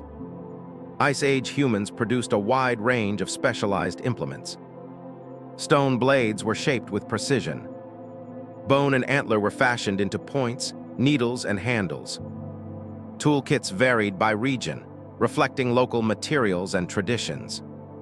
This technological diversity shows that humans were actively experimenting and refining their methods. Beneath the open sky, communication mattered. Spoken language likely played a central role in coordinating group activities and transmitting knowledge. Gesture, facial expression, and shared routines reinforced understanding. Storytelling, though not preserved directly, almost certainly existed as a way to convey information about places, animals, and past events. Art and symbolic behavior also emerged during this time. Cave paintings, carved figurines, and decorated tools suggest that Ice Age humans engaged with their world on more than a purely practical level. These expressions were not distractions from survival. They may have strengthened group identity, reinforced shared beliefs, or helped structure memory. Living in a cold, demanding environment likely intensified social interdependence. Illness or injury affected not just individuals but entire groups. Archaeological evidence shows that some injured or disabled individuals survived for years with care from others. This suggests a level of social commitment that went beyond immediate utility. Time beneath Ice Age skis moved differently than it does today. Without clocks or calendars, time was measured through environmental cues. The lengthening of shadows, the return of certain animals, the freezing and thawing of rivers. These patterns structured daily life and long-term planning. Anticipation of future scarcity guided behavior during times of abundance. Danger was constant but familiar. Predators shared the landscape. Extreme weather posed risks. Yet fear did not dominate daily existence. Familiarity bred competence. Early humans learned how to reduce risk through preparation, cooperation, and experience. Survival was not about constant crisis, but about maintaining balance in a challenging environment. As climate shifted, humans adapted. When ice advanced, groups retreated to refugees or altered movement patterns. When ice retreated, new lands opened for exploration. This flexibility allowed humans to spread across continents, reaching regions that would later become deserts, forests, or coastlines. By the later stages of the Ice Age, humans occupied nearly every habitable environment outside the deepest ice sheets. From tundra to steppe, from forests to coastal plains, they demonstrated an ability to adjust without losing continuity. Cultural traditions persisted even as environments changed. The sky itself played a role in shaping human perception. Long winter nights encouraged close social contact around fires. Summer daylight stretching late into the evening allowed extended activity. The movement of stars and seasonal changes may have informed early navigation and timekeeping, grounding human experience in the broader rhythms of the planet. As the Ice Age moved toward its end, warming accelerated. Ice melted, sea levels rose, ecosystems reorganized rapidly. Humans faced new challenges, including changing animal populations and shrinking open landscapes. Some groups adapted smoothly, others struggled. These transitions set the stage for major shifts in human behavior, including increased reliance on smaller animals, fishing, and eventually plant cultivation. Yet even as the world changed, Ice Age experience left a lasting imprint. The skills developed beneath expansive skis did not vanish. They informed how humans responded to new environments. Cooperation, adaptability, and close attention to ecological signals remained central to survival. The lives of early humans during the Ice Age were not defined by misery or heroism, but by persistence. They lived within limits, responded to change, and carried knowledge forward across generations beneath cold skis and shifting light. They built the foundations of human culture as we know it. Cold was not an occasional challenge during the Ice Age. It was a constant condition that shaped every decision, every routine, and every moment of daily life. For early humans, survival depended not on rare acts of bravery, but on repeated practical actions carried out day after day. Shelter had to be built and maintained. Fire had to be kept alive. Food had to be found, processed, and shared. Movement had to be timed and deliberate. None of these tasks were optional, and none could be neglected for long without consequences. Shelter was the first line of defense against the cold. The type of shelter people used depended heavily on local conditions, available materials, and season. In regions with caves, these natural formations offered reliable protection. Caves buffered temperature extremes, blocked wind, and provided a stable base from which people could hunt and gather nearby resources. Evidence from archaeological sites shows repeated use of certain caves over thousands of years, suggesting that people returned to places they knew well whenever conditions allowed. Where caves were absent or unsuitable, humans built their own structures. These shelters were not crude piles of debris. They were carefully constructed using materials at hand. Wooden poles formed frames when trees were available. Animal hides stitched together with sinew were draped over these frames to block wind and trap heat. In some open plains where wood was scarce, bones and tusks from large animals were used as structural supports.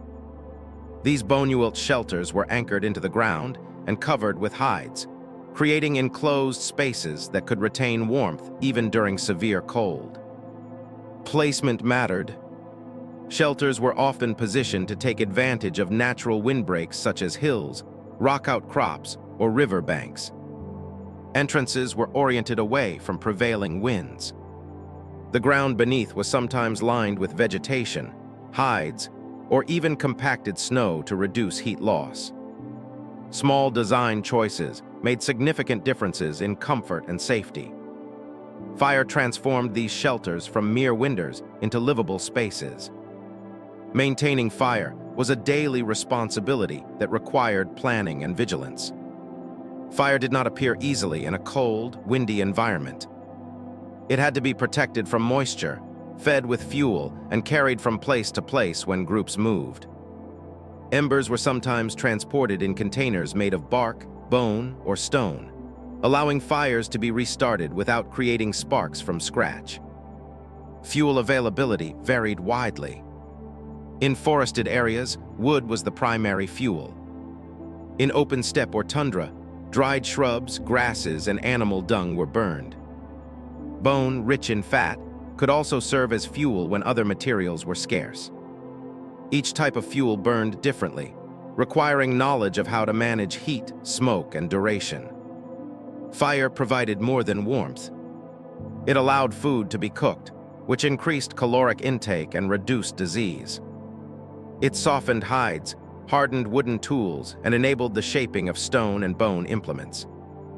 It extended productive hours into the night, creating time for tool making, repair, and social interaction. Around the fire, knowledge was shared. Plans were discussed, and group cohesion was reinforced.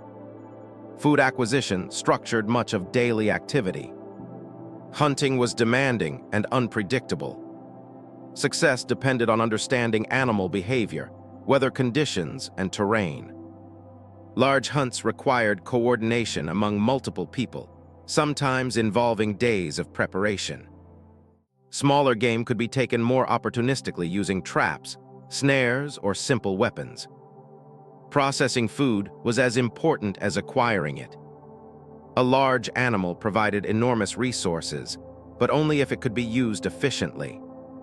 Meat had to be butchered quickly to prevent spoilage. Fat was rendered or consumed fresh. Marrow was extracted from bones. Organs were eaten promptly. Hides were cleaned and prepared for clothing or shelter. Nothing was wasted because waste meant vulnerability later. Preservation techniques were essential. Meat was dried, smoked, or frozen to extend its usability. In cold environments, freezing acted as a natural storage method, but it required protection from scavengers. Caches were created, sometimes buried or placed in elevated locations. Knowledge of where food was stored had to be shared and remembered, especially when groups moved between seasonal camps. Plant food supplemented animal-based diets. Roots, berries, seeds, and leaves were gathered when available. Though plants rarely provided the bulk of calories in cold environments, they contributed vitamins and minerals that meat alone could not supply. Knowing where and when these plants grew was part of survival knowledge passed down through generations. Water access required careful management. Rivers and lakes could freeze solid in winter, forcing people to break ice or rely on meltwater. Snow could be melted, but this required fuel and time. Dehydration remained a risk even in cold climates. Camps were often located near reliable water sources, and movement patterns reflected the need to maintain access year-round. Movement itself was a constant feature of Ice Age life. People did not wander aimlessly, but followed established routes shaped by experience. Seasonal migrations of animals guided human movement. Camps were revisited year after year, sometimes for generations. These places accumulated traces of human activity, becoming familiar anchors in a shifting world. Traveling cold conditions demanded physical endurance and planning. Snow and ice altered terrain dramatically. Rivers that were obstacles in summer became highways in winter. Conversely, thawing ice could make travel dangerous. People learned to judge ice thickness, recognize weak spots, and adjust routes accordingly. Clothing and footwear were essential for movement. Fur-lined garments protected against heat loss. Boots insulated feet from frozen ground. Gloves and head coverings reduced exposure. Clothing was repaired constantly because even small tears could become serious hazards. Needlework was not a minor skill, but a critical survival practice. Children were integrated into daily routines early. They learned by observing and participating in tasks appropriate to their abilities. Carrying fuel, gathering small plants, assisting with food preparation, and caring for younger siblings all contributed to group survival. Learning was practical and continuous, embedded in daily life rather than separated into formal instruction. Social organization supported daily routines. Tasks were divided based on skill, age, and physical capacity rather than rigid roles. Cooperation increased efficiency and reduced risk. Sharing food ensured that individuals who were sick, injured, or unsuccessful in hunting could still survive. This mutual reliance strengthened group bonds. Time perception during daily life was shaped by environmental cues. Without clocks, activities were organized around light, weather, and seasonal changes. The rising and setting of the sun, the length of shadows, and the behavior of animals all served as markers. Patience was built into routines. Some tasks took days or weeks to complete, and results were not always immediate.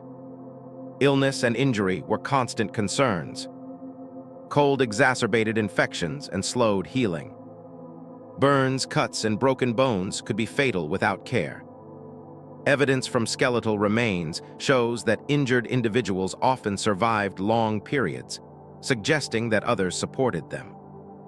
Caring for the vulnerable was not a luxury, but part of maintaining group strength. Daily life also included moments of rest. These were not idle periods, but necessary recovery. Energy conservation mattered. Overexertion increased risk. Quiet moments around the fire allowed bodies to recover and minds to process the day's events. These pauses were as important as action. Weather dictated flexibility. Storms could halt travel, force shelter repairs, or disrupt hunts. Adaptability was essential.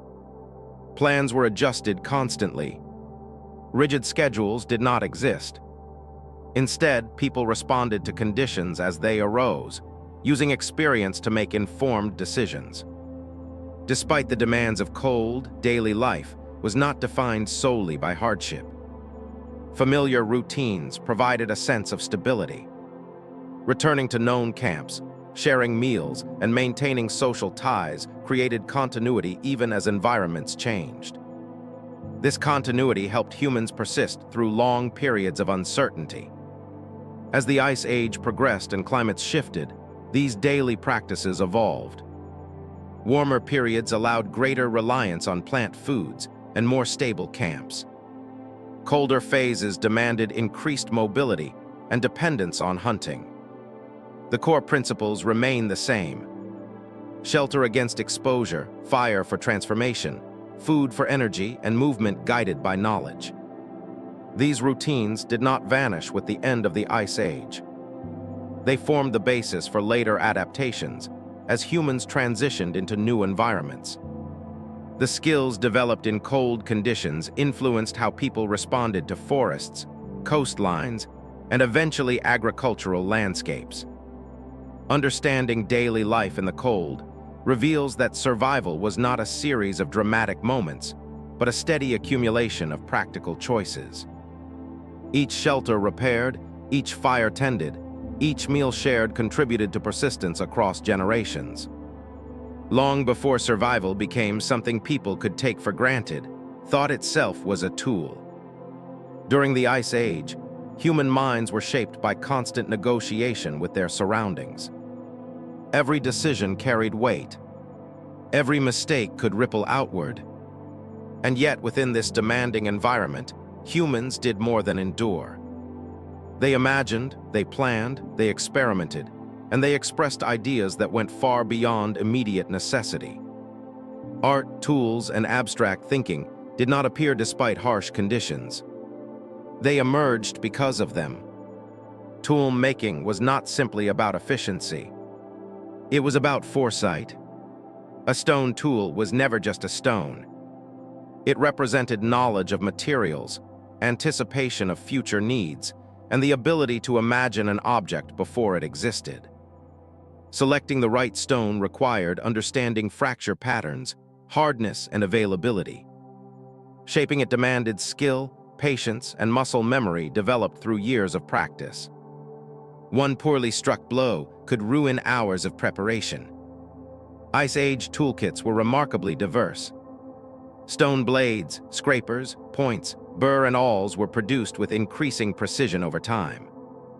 These tools were not interchangeable. Each served a specific purpose, whether cutting meat, shaping wood, working hides, or engraving bone. The variety itself reflects complex planning. People anticipated multiple tasks long before they were needed and prepared accordingly.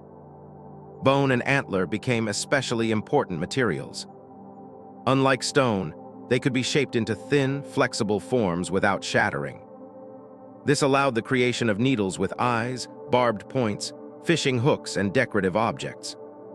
Sewing hides into fitted clothing depended entirely on such tools. Without them, humans could not have lived comfortably in extreme cold. Tool knowledge was cumulative. Techniques were refined and passed down across generations. This transmission required teaching, observation, and shared standards of quality. A tool that worked poorly endangered not only its maker, but others who relied on it. Over time, groups developed recognizable styles, reflecting cultural identity as much as practicality. Yet tools alone do not explain the leap in human capability during the Ice Age. What stands out equally is the emergence of symbolic behavior. Humans began creating objects that served no direct survival function. Engravings on bone, beads made from shells or teeth. Pigments carried long distances. These items required time, effort, and intention. Resources that were never abundant. Cave art provides some of the clearest evidence of this shift. Deep within caves, far from daylight and daily activity, people painted animals with remarkable accuracy and movement. Bison, horses, deer, and mammoths appear layered across walls and ceilings.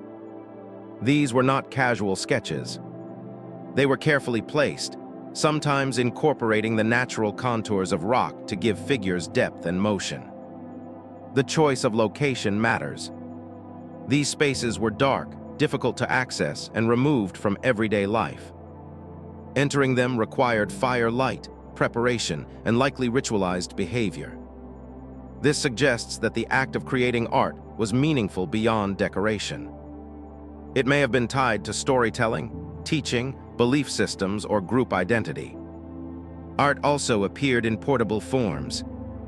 Small figurines carved from stone, bone, or ivory have been found across Ice Age Europe and Asia.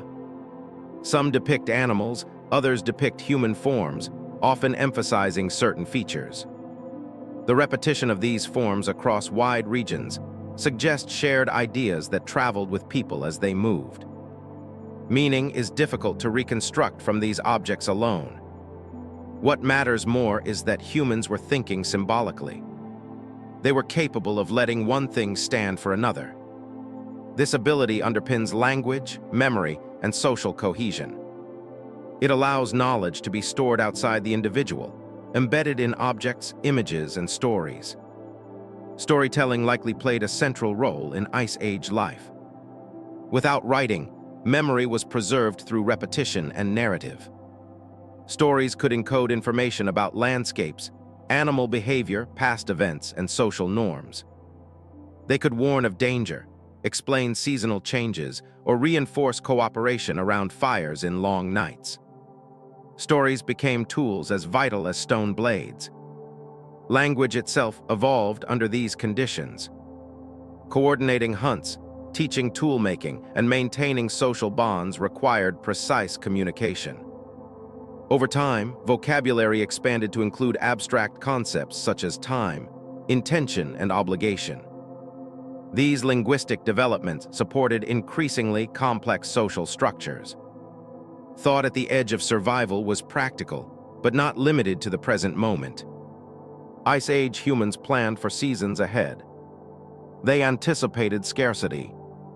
They stored food, repaired tools, and maintained social ties with future needs in mind. This future-oriented thinking distinguished humans from many other animals and allowed adaptation to slow but relentless environmental change. Ritual behavior also emerges in the archaeological record. Burials containing grave goods suggest beliefs about death that extended beyond disposal of bodies. Objects placed with the dead may have symbolized status, memory, or connection to the group. The act of burial itself implies respect and continuity. Recognition that individuals mattered beyond their immediate utility. These practices did not replace survival routines. They existed alongside them. Art was created between hunts. Tools were decorated even when plain versions would suffice. Thought expanded into symbolic realms without abandoning practicality. This balance is key to understanding Ice Age humanity. Creativity likely enhanced survival indirectly. Shared symbols strengthened group identity. Groups with strong cohesion cooperated more effectively. Trust reduced conflict. Knowledge circulated more freely. In a harsh environment, social breakdown could be fatal. Symbolic systems helped prevent that breakdown. Tool innovation continued throughout the Ice Age. Techniques such as pressure flacking allowed finer control over stone shaping. Composite tools combined multiple materials such as stone points, hafted onto wooden shafts with resin and sinew. These tools required planning across time, gathering different materials from different places and assembling them correctly. Such complexity reflects layered thinking. A person had to imagine the finished tool, understand how its parts interacted, and anticipate how it would perform. This mental modeling ability is a hallmark of modern human cognition and was honed under Ice Age conditions. Artistic expression also required mental flexibility. Depicting animals accurately demanded close observation and memory. Artists captured movement, posture, and behavior. This observational skill likely overlapped with hunting knowledge. The same attention that allowed an artist to paint a horse mid-stride helped a hunter anticipate how that horse would move across terrain. The distinction between art and survival may be a modern one. For Ice Age humans, these domains were deeply intertwined. Artistic expression could reinforce respect for animals, teach younger members about species behavior, or encode social values. What appears decorative to us may have been instructional or spiritual to them. Children were immersed in this world from birth. They observed tool-making, listened to stories, and watched art being created. Learning was experiential. Mistakes were corrected gently or decisively depending on risk. Over time, children absorbed not only skills, but ways of thinking about the world. Thought itself was shaped by the environment. Open landscapes encouraged long-distance planning. Seasonal cycles reinforced temporal awareness. Scarcity encouraged sharing norms. Abundance reinforced gratitude and restraint. These patterns influenced moral frameworks long before formal laws existed. Ice Age humans also demonstrated curiosity. They experimented with materials, pigments and techniques beyond immediate necessity. Some experiments failed, others succeeded and spread. This willingness to explore unknown outcomes is a hallmark of cognitive flexibility and innovation. The presence of art and symbolic objects across vast distances suggest communication between groups. Ideas traveled alongside people. Styles evolved, merged, or diverged. Cultural exchange occurred even in a world without roads or writing. As climates shifted and environments changed, these cognitive tools became increasingly important. Flexibility of thought allowed humans to adjust strategies. When large animals declined, humans diversified diets. When forests expanded, new tools and hunting methods emerged. Thought adapted as environments did.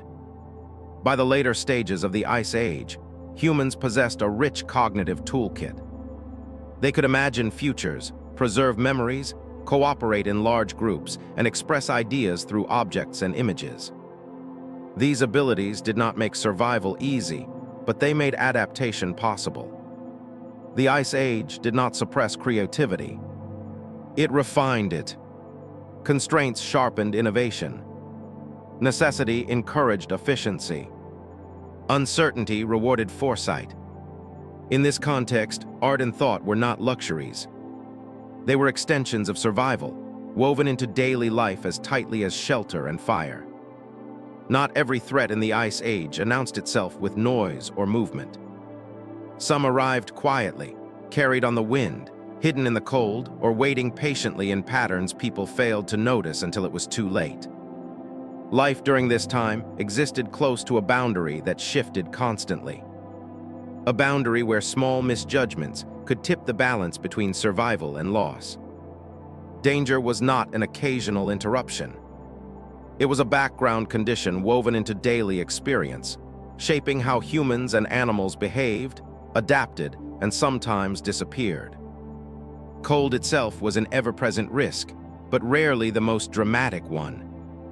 Exposure worked slowly. Fingers numbed. Muscles stiffened. Judgment dulled. A sudden drop in temperature at night. An unexpected storm or damp clothing could become lethal if shelter or fire failed. These dangers did not feel heroic. They were quiet, persistent, and unforgiving. Adaptation meant learning how to prevent problems long before they became emergencies. Weather patterns during the Ice Age were unpredictable on short-time scales, even if long-term climate followed a rhythm. Sudden blizzards could erase tracks and landmarks. Strong winds intensified cold far beyond what temperature alone suggested. Thaws followed by rapid freezes created treacherous ice conditions. Early humans learned to read subtle signals in clouds, wind direction, animal behavior, and even the feel of the air. These observations guided decisions about whether to move, stay put, or prepare for worsening conditions. Animals face similar challenges.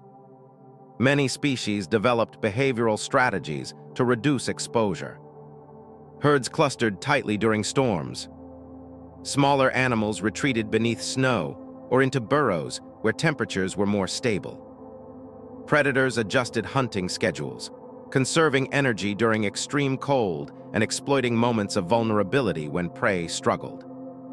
Starvation was a constant risk, particularly during long winters or periods of ecological disruption. Food shortages rarely arrived suddenly.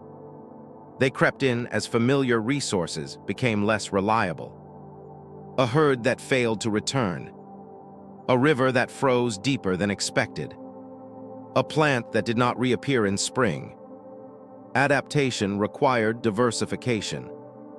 Groups that relied too heavily on a single food source were more vulnerable than those that spread risk across multiple strategies. Humans responded by expanding diets, developing storage methods, and strengthening social sharing norms. Food sharing was not charity. It was insurance. A successful hunter today might depend on others tomorrow. These reciprocal relationships reduced individual risk, but required trust and cooperation. Groups that fractured under stress were less likely to survive prolonged hardship. Predation added another layer of danger. Large carnivores shared Ice Age landscapes with humans, competing for the same prey and sometimes viewing humans themselves as potential targets. Lions, wolves, hyenas, and bears posed real threats, particularly to small groups or individuals traveling alone. Defensive strategies included group cohesion, fire use, and careful campsite selection. Fire altered the balance of power between humans and predators. Its light and heat deterred many animals. Fires placed strategically around camps created barriers that reduced nighttime attacks. However, maintaining fire required effort and resources. A fire that went out unexpectedly could leave a group vulnerable at the worst possible moment. Injuries represented a serious risk with long-term consequences. A broken bone, deep cut, or severe infection could be fatal without care. Hunting large animals involved close-range encounters with dangerous prey. Falls on ice or rocky terrain were common hazards. Even minor injuries could become life-threatening in cold environments where healing was slow. Adaptation to injury relied heavily on social support. Archaeological evidence shows individuals surviving injuries that would have been debilitating without assistance. This implies caregiving, food provision, and protection from danger. These practices strengthened group resilience, but also increased collective risk. Caring for the injured required resources that could strain a group during lean periods. Disease played a subtler role. Cold conditions slowed the spread of some pathogens, but increased vulnerability to others. Respiratory illnesses, infections from wounds, and nutritional deficiencies weakened individuals. Dense living conditions during harsh winters may have facilitated disease transmission within groups. Adaptation involved hygiene practices, movement to reduce exposure, and reliance on medicinal knowledge derived from plants and observation. Environmental change itself was one of the most profound dangers. The Ice Age was not static. Habitats shifted. Familiar resources disappeared. Routes became impassable.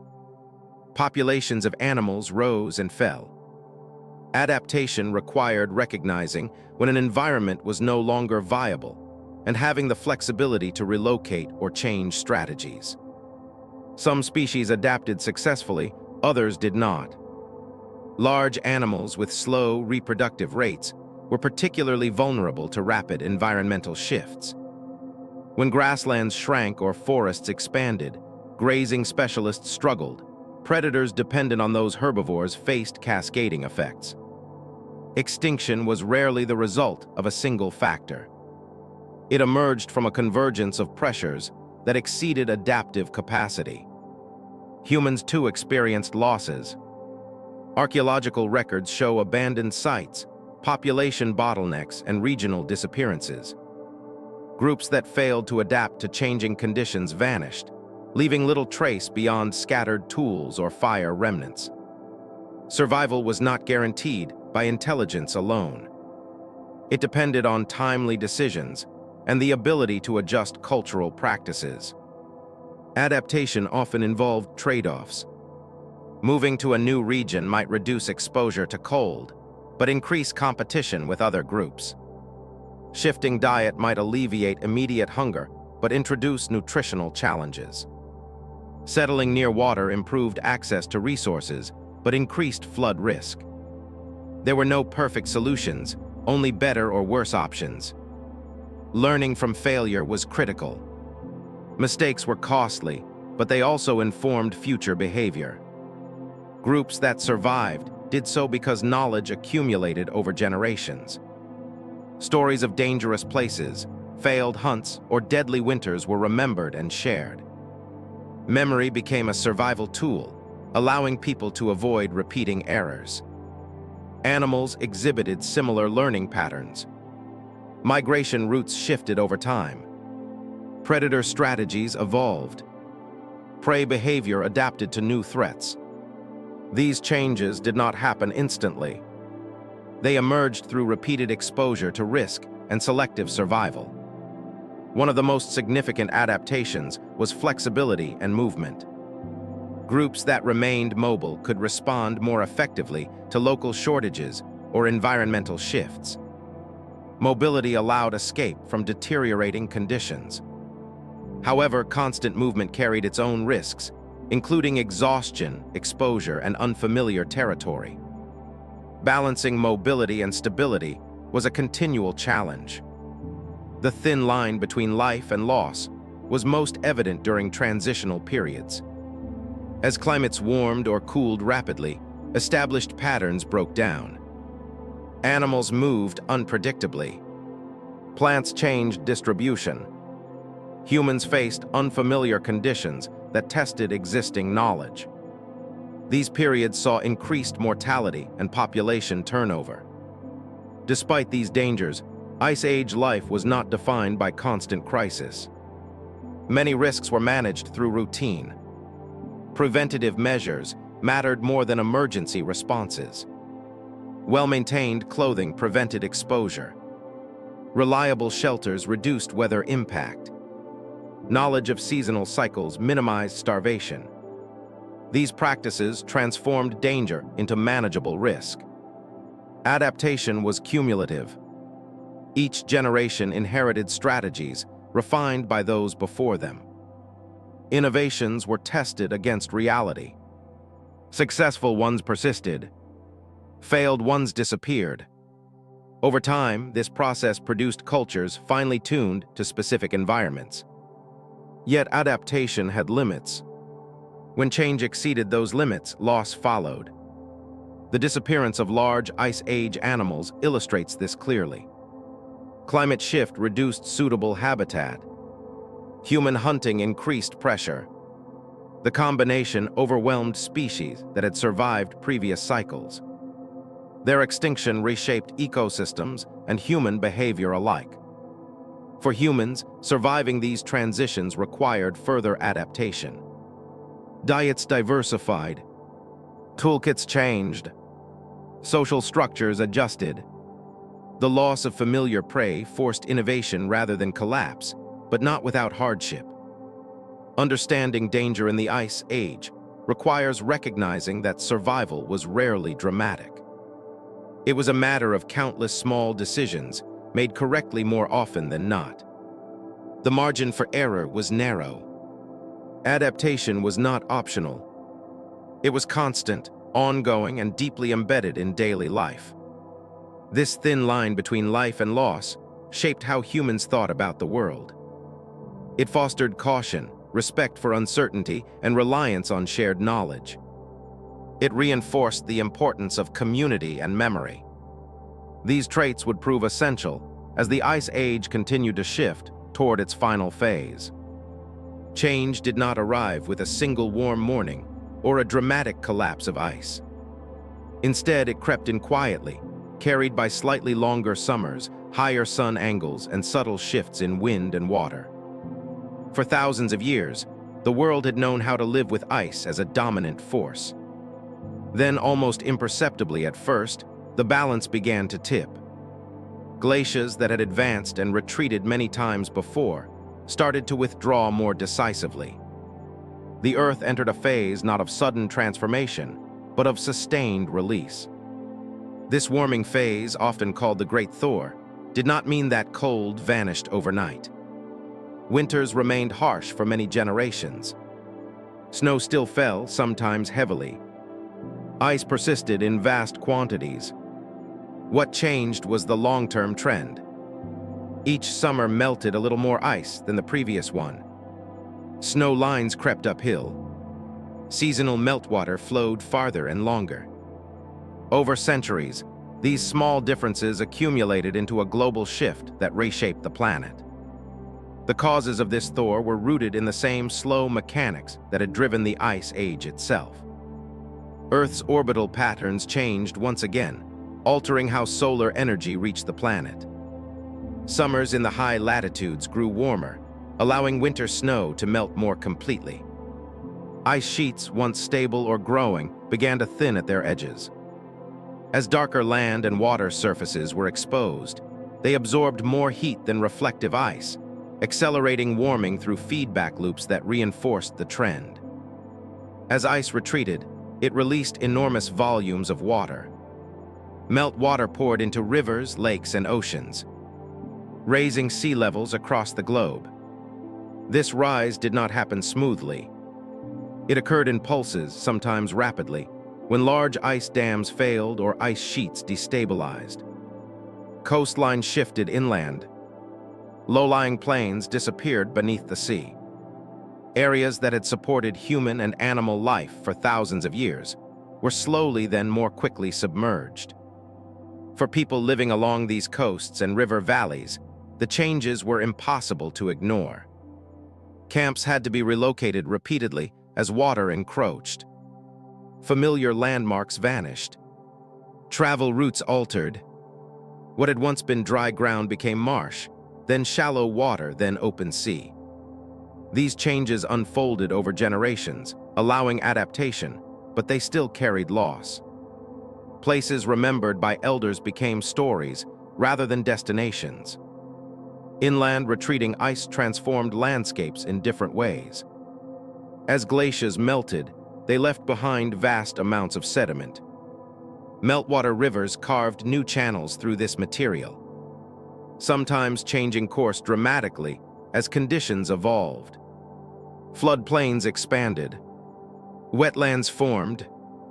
New lakes appeared in depressions left by ice. These water bodies created fresh habitats that quickly filled with life. Vegetation responded rapidly to warming conditions. Plants that had persisted in refuges during the cold began to expand their ranges. Tundra retreated northward or uphill. Grasslands shifted. Forests advanced into areas that had been open plains for millennia. Trees such as birch, pine, and spruce moved gradually, spreading seed by seed. Over centuries, entire regions changed character. These shifts altered animal life profoundly. Species adapted to cold, open environments found their habitats shrinking. Grazing animals dependent on grasslands faced competition from expanding forests. Some migrated to higher latitudes. Others retreated into remaining open areas. Predators followed or adapted to new prey. Ecosystems reorganized in complex, often unpredictable ways. For humans, the Great Thaw was both opportunity and challenge. Warmer temperatures reduced the risk of exposure. Longer growing seasons increased plant availability. New resources emerged, including fish in expanding rivers and lakes, waterfowl in wetlands, and forest animals moving into newly wooded areas. At the same time, familiar hunting grounds changed or disappeared. Large Ice Age animals declined rapidly, reducing access to high-calorie prey that had sustained people for generations. Human groups responded with flexibility developed over thousands of years. Diets diversified further. Fishing became increasingly important. Small game hunting intensified.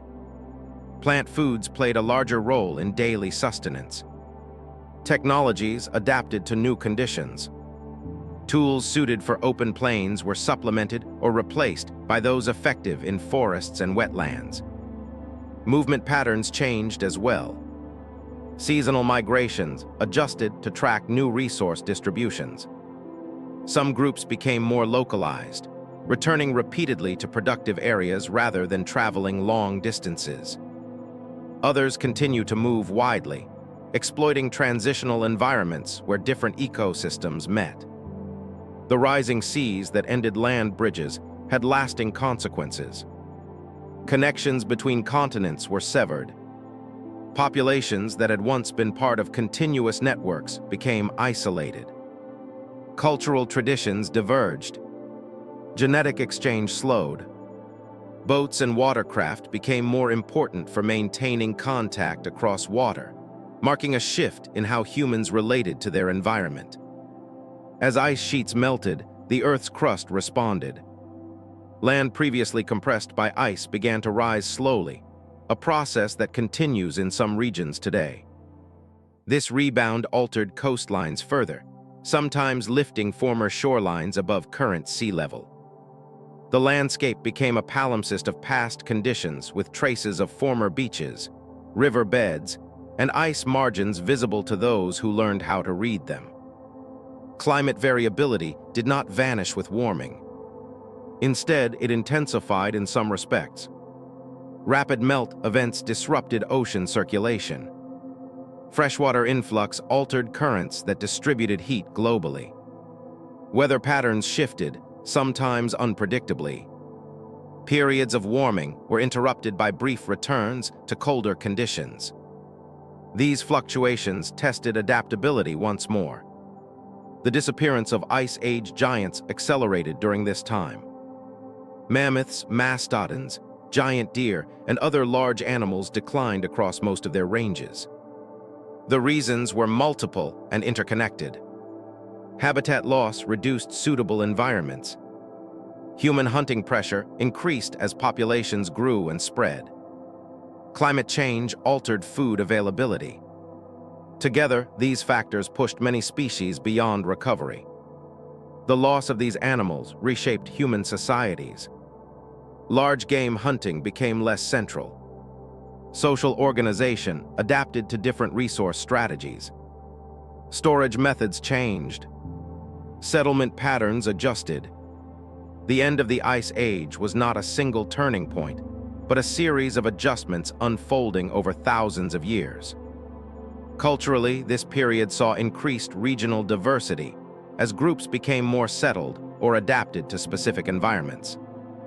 Traditions diverged. Tool styles, dwelling forms, and subsistence strategies reflected local conditions more strongly than before. Knowledge became increasingly place-based.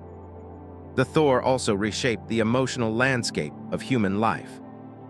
While direct evidence is limited, it is difficult to imagine that people did not notice the changing world around them. Retreating ice, rising waters, and shifting animal populations would have altered how people understood continuity and change. Stories passed down through generations likely recorded memories of colder times, reinforcing identity and shared history. Plants played a critical role in stabilizing newly exposed land. As ice retreated, pioneer species colonized bare ground, reducing erosion and building soil. Over time, these plants prepared the way for more complex ecosystems. This process slowed landscape instability and created conditions suitable for long-term human occupation. Wetlands formed by melt water became particularly important. Rich in biodiversity, they provided reliable food sources and materials. Fish, birds, and plant resources could be harvested predictably. Many early post-Ice Age settlements clustered around these environments, reflecting their importance in a changing world. The Great Thaw also altered the timing of seasons. Spring arrived earlier, autumn extended longer. These changes affected animal behavior, plant growth, and human planning. Calendrical awareness became increasingly valuable. Observing seasonal patterns allowed people to anticipate resources and adjust activities accordingly. While warming eased some challenges, it introduced others. Increased rainfall in some regions led to flooding. Thawing permafrost destabilized ground. Forest expansion reduced visibility and altered hunting dynamics. Adaptation remained essential.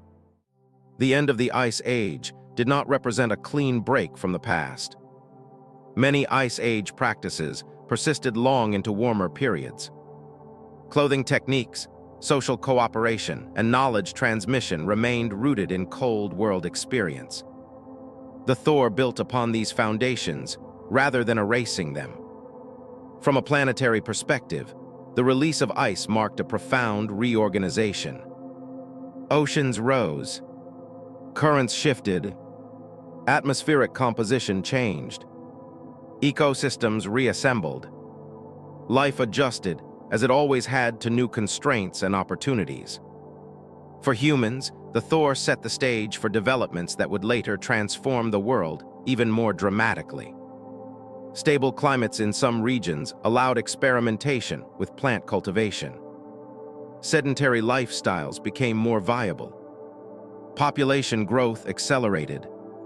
These changes lay ahead, but they were made possible by the gradual release of ice. Yet even as the planet warmed, ice did not disappear entirely. Polar regions retained massive ice sheets. Mountain glaciers persisted. These remnants continued to influence climate and water systems. The Earth never returned to a pre-Ice Age state. It moved into something new. The Great Thaw reminds us that planetary change is rarely abrupt.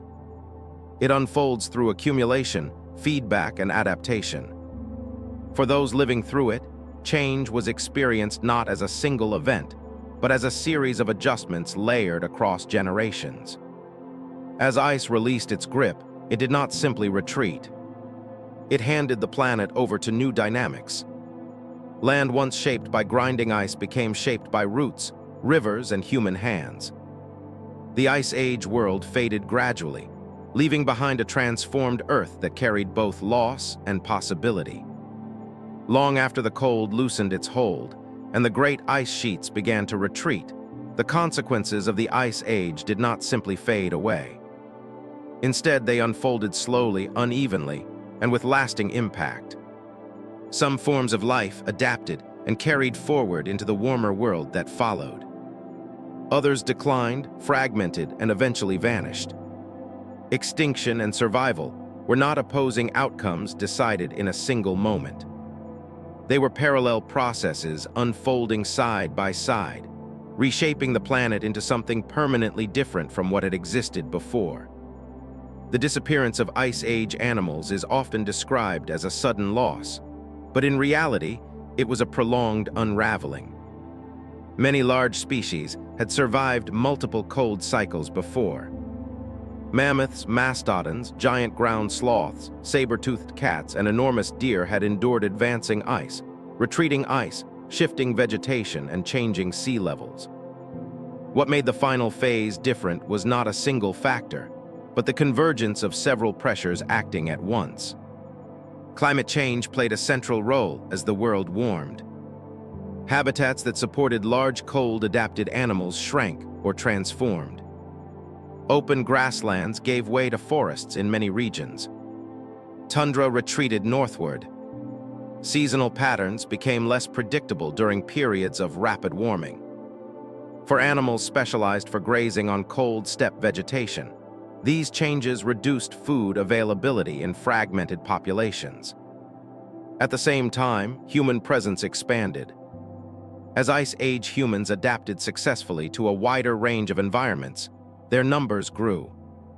They moved into areas newly freed from ice and followed animal populations into shrinking habitats. Hunting pressure increased, not necessarily because humans hunted more aggressively, but because fewer animals remained to absorb that pressure. Even low levels of sustained hunting can destabilize populations of large animals that reproduce slowly.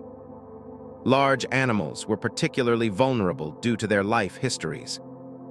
Long gestation periods, extended parental care, and low reproductive rates meant the population recovery was slow. When deaths outpaced births for extended periods, decline became inevitable. Environmental stress reduced resilience further, making even small disruptions potentially catastrophic. Extinction was not uniform across the globe. Some regions lost their large animals earlier than others.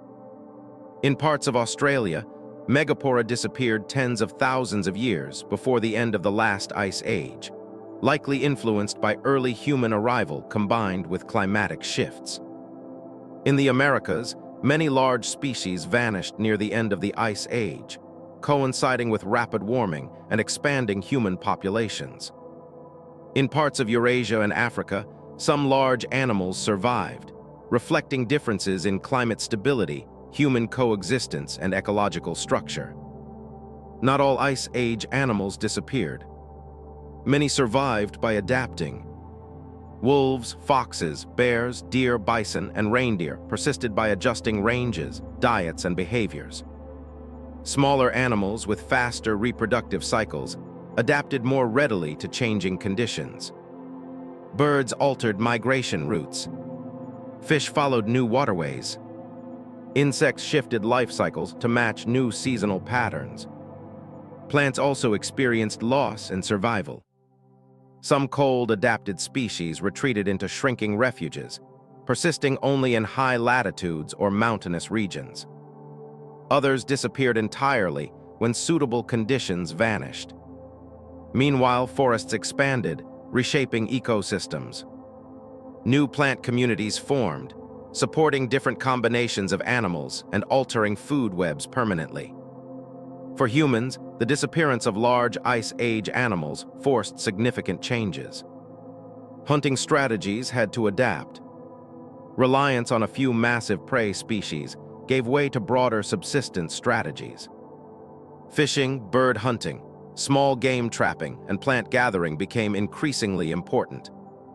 Tools diversified. Storage methods improved. Settlement patterns shifted toward environments with more predictable resources. This transition was not easy. Archaeological evidence suggests periods of stress, population decline, and cultural disruption. Knowledge that had been effective for generations no longer applied in the same way. Humans had to experiment, innovate, and sometimes fail before new strategies stabilized. Survival depended on flexibility rather than tradition alone. Extinction reshaped ecosystems in ways that extended beyond the loss of individual species. Large herbivores had played critical roles in maintaining open landscapes through grazing and movement. Their disappearance allowed forests to spread into former grasslands. This shift altered fire regimes, soil composition, and nutrient cycles. Predators that depended on large prey declined or adapted to smaller animals. These ecological cascades transformed the planet. Landscapes that had existed for tens of thousands of years under Ice Age conditions disappeared. New ecosystems emerged, not as improved versions of the old, but as fundamentally different systems. The world did not simply warm. It reorganized. Humans became increasingly influential in shaping this new world. Fire use, hunting, and later land modification affected vegetation patterns. As human populations grew and spread, their cumulative impact on ecosystems increased. While early humans did not control nature in a modern sense, their actions contributed to long-term change. Culturally, the end of the Ice Age marked a shift toward greater regional diversity. As environments stabilized in some areas, groups developed distinct ways of life. Tool styles, food preferences, and social structures reflected local conditions. Cultural traditions became more deeply tied to place. Memory of the Ice Age likely persisted long after its end. Stories of cold times, giant animals, and changing lands may have been passed down through generations. While these memories are not preserved directly, echoes of them appear in myths, oral traditions, and symbolic art across cultures. The concept of loss itself may have taken on new meaning. People who lived through the disappearance of familiar animals and landscapes experienced change not as an abstract process, but as something deeply personal. Places once rich with life became quiet. Hunting grounds became forests. Shorelines vanished beneath rising seas. These changes shaped how people understood impermanence and continuity. Survival in this context was not just biological. It was cultural. Knowledge systems that adapted persisted. Those that remained rigid faded. Social structures that supported cooperation endured. Those that fractured under pressure dissolved. Human survival was inseparable from social resilience. From a planetary perspective, the Ice Age left an enduring legacy.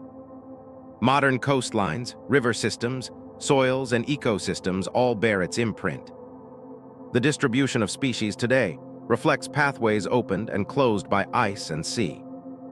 Even climate patterns retain echoes of glacial history. The world that emerged after the Ice Age was not simply warmer. It was more complex, more interconnected, and more heavily influenced by a single species capable of reshaping environments through behavior and technology. Humans did not become dominant overnight, but their role grew steadily as other large species disappeared. Extinction remains a sensitive subject because it reflects limits. The Ice Age demonstrates that even well-adapted species can vanish when change outpaces adaptation. It also shows that survival often depends less on strength than on flexibility, cooperation, and timing. Looking back, it is tempting to view the Ice Age as a closed chapter, but its effects are ongoing. Modern ecosystems are products of that ancient transition. Human societies still grapple with the consequences of inherited landscapes shaped by ice, extinction, and survival. The world was forever changed not by a single ending, but by many gradual losses and adjustments layered over time. What survived did so because it could bend without breaking. What vanished reminds us that persistence has limits. Even now, with ice sheets confined to the poles and high mountains, the Ice Age has not fully receded into silence. It remains present in the shape of the land, in the movement of water, in the distribution of life, and in the habits of our own species. Its influence is not loud or dramatic. It does not announce itself. Instead, it lingers quietly, woven into the background of the modern world, offering lessons that can still be heard if we slow down enough to listen. The Ice Age whispers first through the ground beneath us. Much of the soil that supports modern agriculture was shaped by glaciers. Fine sediments ground from rock by ice were carried by wind and water, then laid down across continents. These deposits became fertile soils that now sustain billions of people. Rolling hills, wide valleys, and lake-dotted landscapes owe their existence to ice that vanished thousands of years ago. Even cities sit atop this inheritance, often without awareness of how deeply their foundations are tied to ancient cold. Water still follows paths carved by ice. Rivers trace valleys widened by glaciers. Lakes occupy basins scooped from bedrock or blocked by glacial debris. Coastlines reflect rising seas that drowned Ice Age plains. When we look at a map, we are seeing a frozen moment in a much longer story of advance and retreat. The Ice Age reorganized the planet's plumbing, and we continue to live with the results. Life, too, carries the Ice Age forward. The distribution of plants and animals across the world reflects ancient migrations made possible by lowered seas and connected continents. Species that coexist today may share a history of survival in cold refuges or joint expansion into newly opened land. Genetic patterns still reveal where populations were once isolated by ice or reunited by its retreat. Human beings are no exception. Our bodies, behaviors, and social structures were shaped during long periods of climatic instability. Cooperation, planning, and adaptability were not optional traits. They were necessities. The ability to read environmental signals, share resources, and adjust behavior over generations allowed humans to persist through repeated challenges. These traits did not disappear when the ice melted. They became embedded in culture and cognition. The Ice Age also whispers through memory. Even when that memory is indirect, myths of great floods, lost lands, and vanished creatures appear in cultures around the world. While these stories cannot be traced neatly to specific events, they echo experiences common to Ice Age transitions. Rising seas, changing landscapes, and the disappearance of familiar animals left deep impressions on early human communities. Stories preserve these impressions long after the details faded. There is a tendency to view the Ice Age as a time of hardship overcome, a stage humanity passed through on the way to something better. This framing misses something essential. The Ice Age was not merely an obstacle. It was a formative period. Many aspects of what we consider uniquely human were refined under its conditions. Language complexity, symbolic thought, social cooperation, and technological innovation all deepened during this time. Listening to what the Ice Age still whispers means recognizing that stability is not the default state of the planet. Change is for most of Earth's history. Climates have shifted, sea levels have risen and fallen, and ecosystems have reorganized. The relatively stable conditions of the recent past are unusual when viewed across deep time. The Ice Age reminds us that long-term balance often includes fluctuation rather than constancy. This perspective does not diminish the significance of modern change. Instead, it adds context. During the Ice Age, change unfolded slowly enough to allow adaptation. Today, many changes are occurring far more rapidly.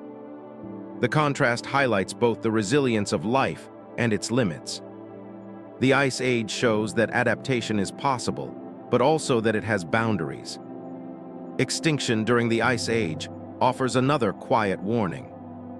Species that had survived multiple climate cycles still vanished when pressures converged too quickly. Habitat loss, climate shifts, and human activity combined to overwhelm even well-adapted animals. This pattern is not confined to the past. It is repeating in different forms today. The Ice Age reminds us that loss is often cumulative, not sudden. At the same time, survival during the Ice Age offers guidance. Life persisted through diversity, flexibility, and cooperation. Ecosystems that supported multiple strategies were more resilient. Human groups that shared resources and knowledge endured longer than those that fractured. These principles remain relevant in any era of change. The Ice Age also reshaped humanity's relationship with time. Living within long climatic cycles encouraged patience and foresight. Decisions were made with future seasons and generations in mind. While modern life often prioritizes immediacy, the Ice Age perspective emphasizes continuity. Actions taken today echo forward, just as past actions continue to shape the present. There is also a quieter lesson about humility. During the Ice Age, humans were not masters of their environment. They were participants within it. They adapted to forces far larger than themselves. Even their innovations were constrained by what the land and climate allowed. This sense of being part of a larger system, rather than above it, remains an important reminder. The Ice Age whispers through patterns of movement as well. Modern migration routes, trade paths, and cultural connections often trace ancient corridors opened by ice retreat or sea level change. These pathways shaped human history long before written records. Understanding them deepens our sense of connection to place. In daily life, remnants of Ice Age adaptation persist in subtle ways.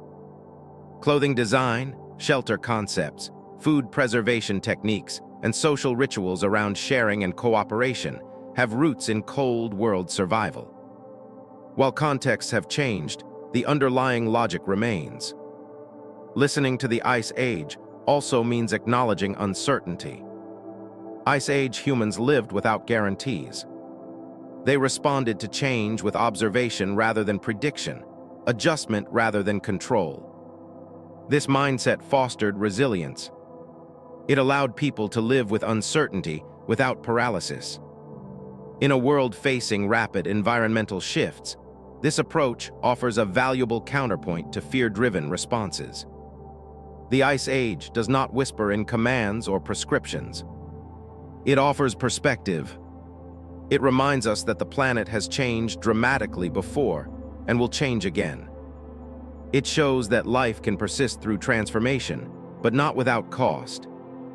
It teaches that survival favors those who adapt early rather than resist until options narrow. Even the quietness of the Ice Age story matters. Change did not always arrive as catastrophe.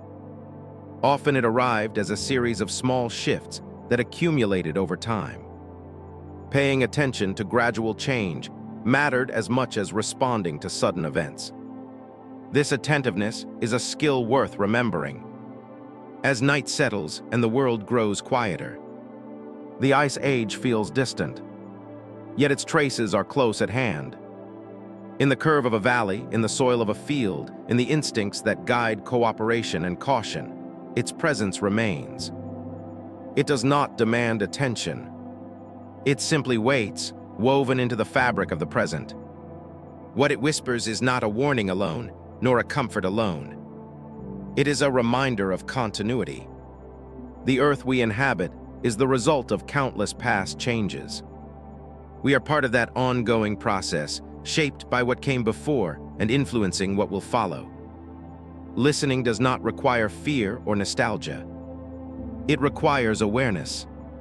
Awareness that landscapes have memories, that life adapts within limits, that survival and loss are intertwined, and that the quiet lessons of deep time are still available to those willing to pause and notice them.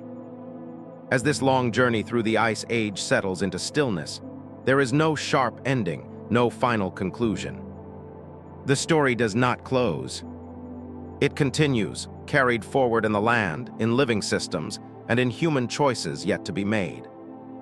The Ice Age has finished its active work, but its quiet presence remains, whispering into the present, inviting reflection rather than resolution, and reminding us that the past is never as distant as it seems.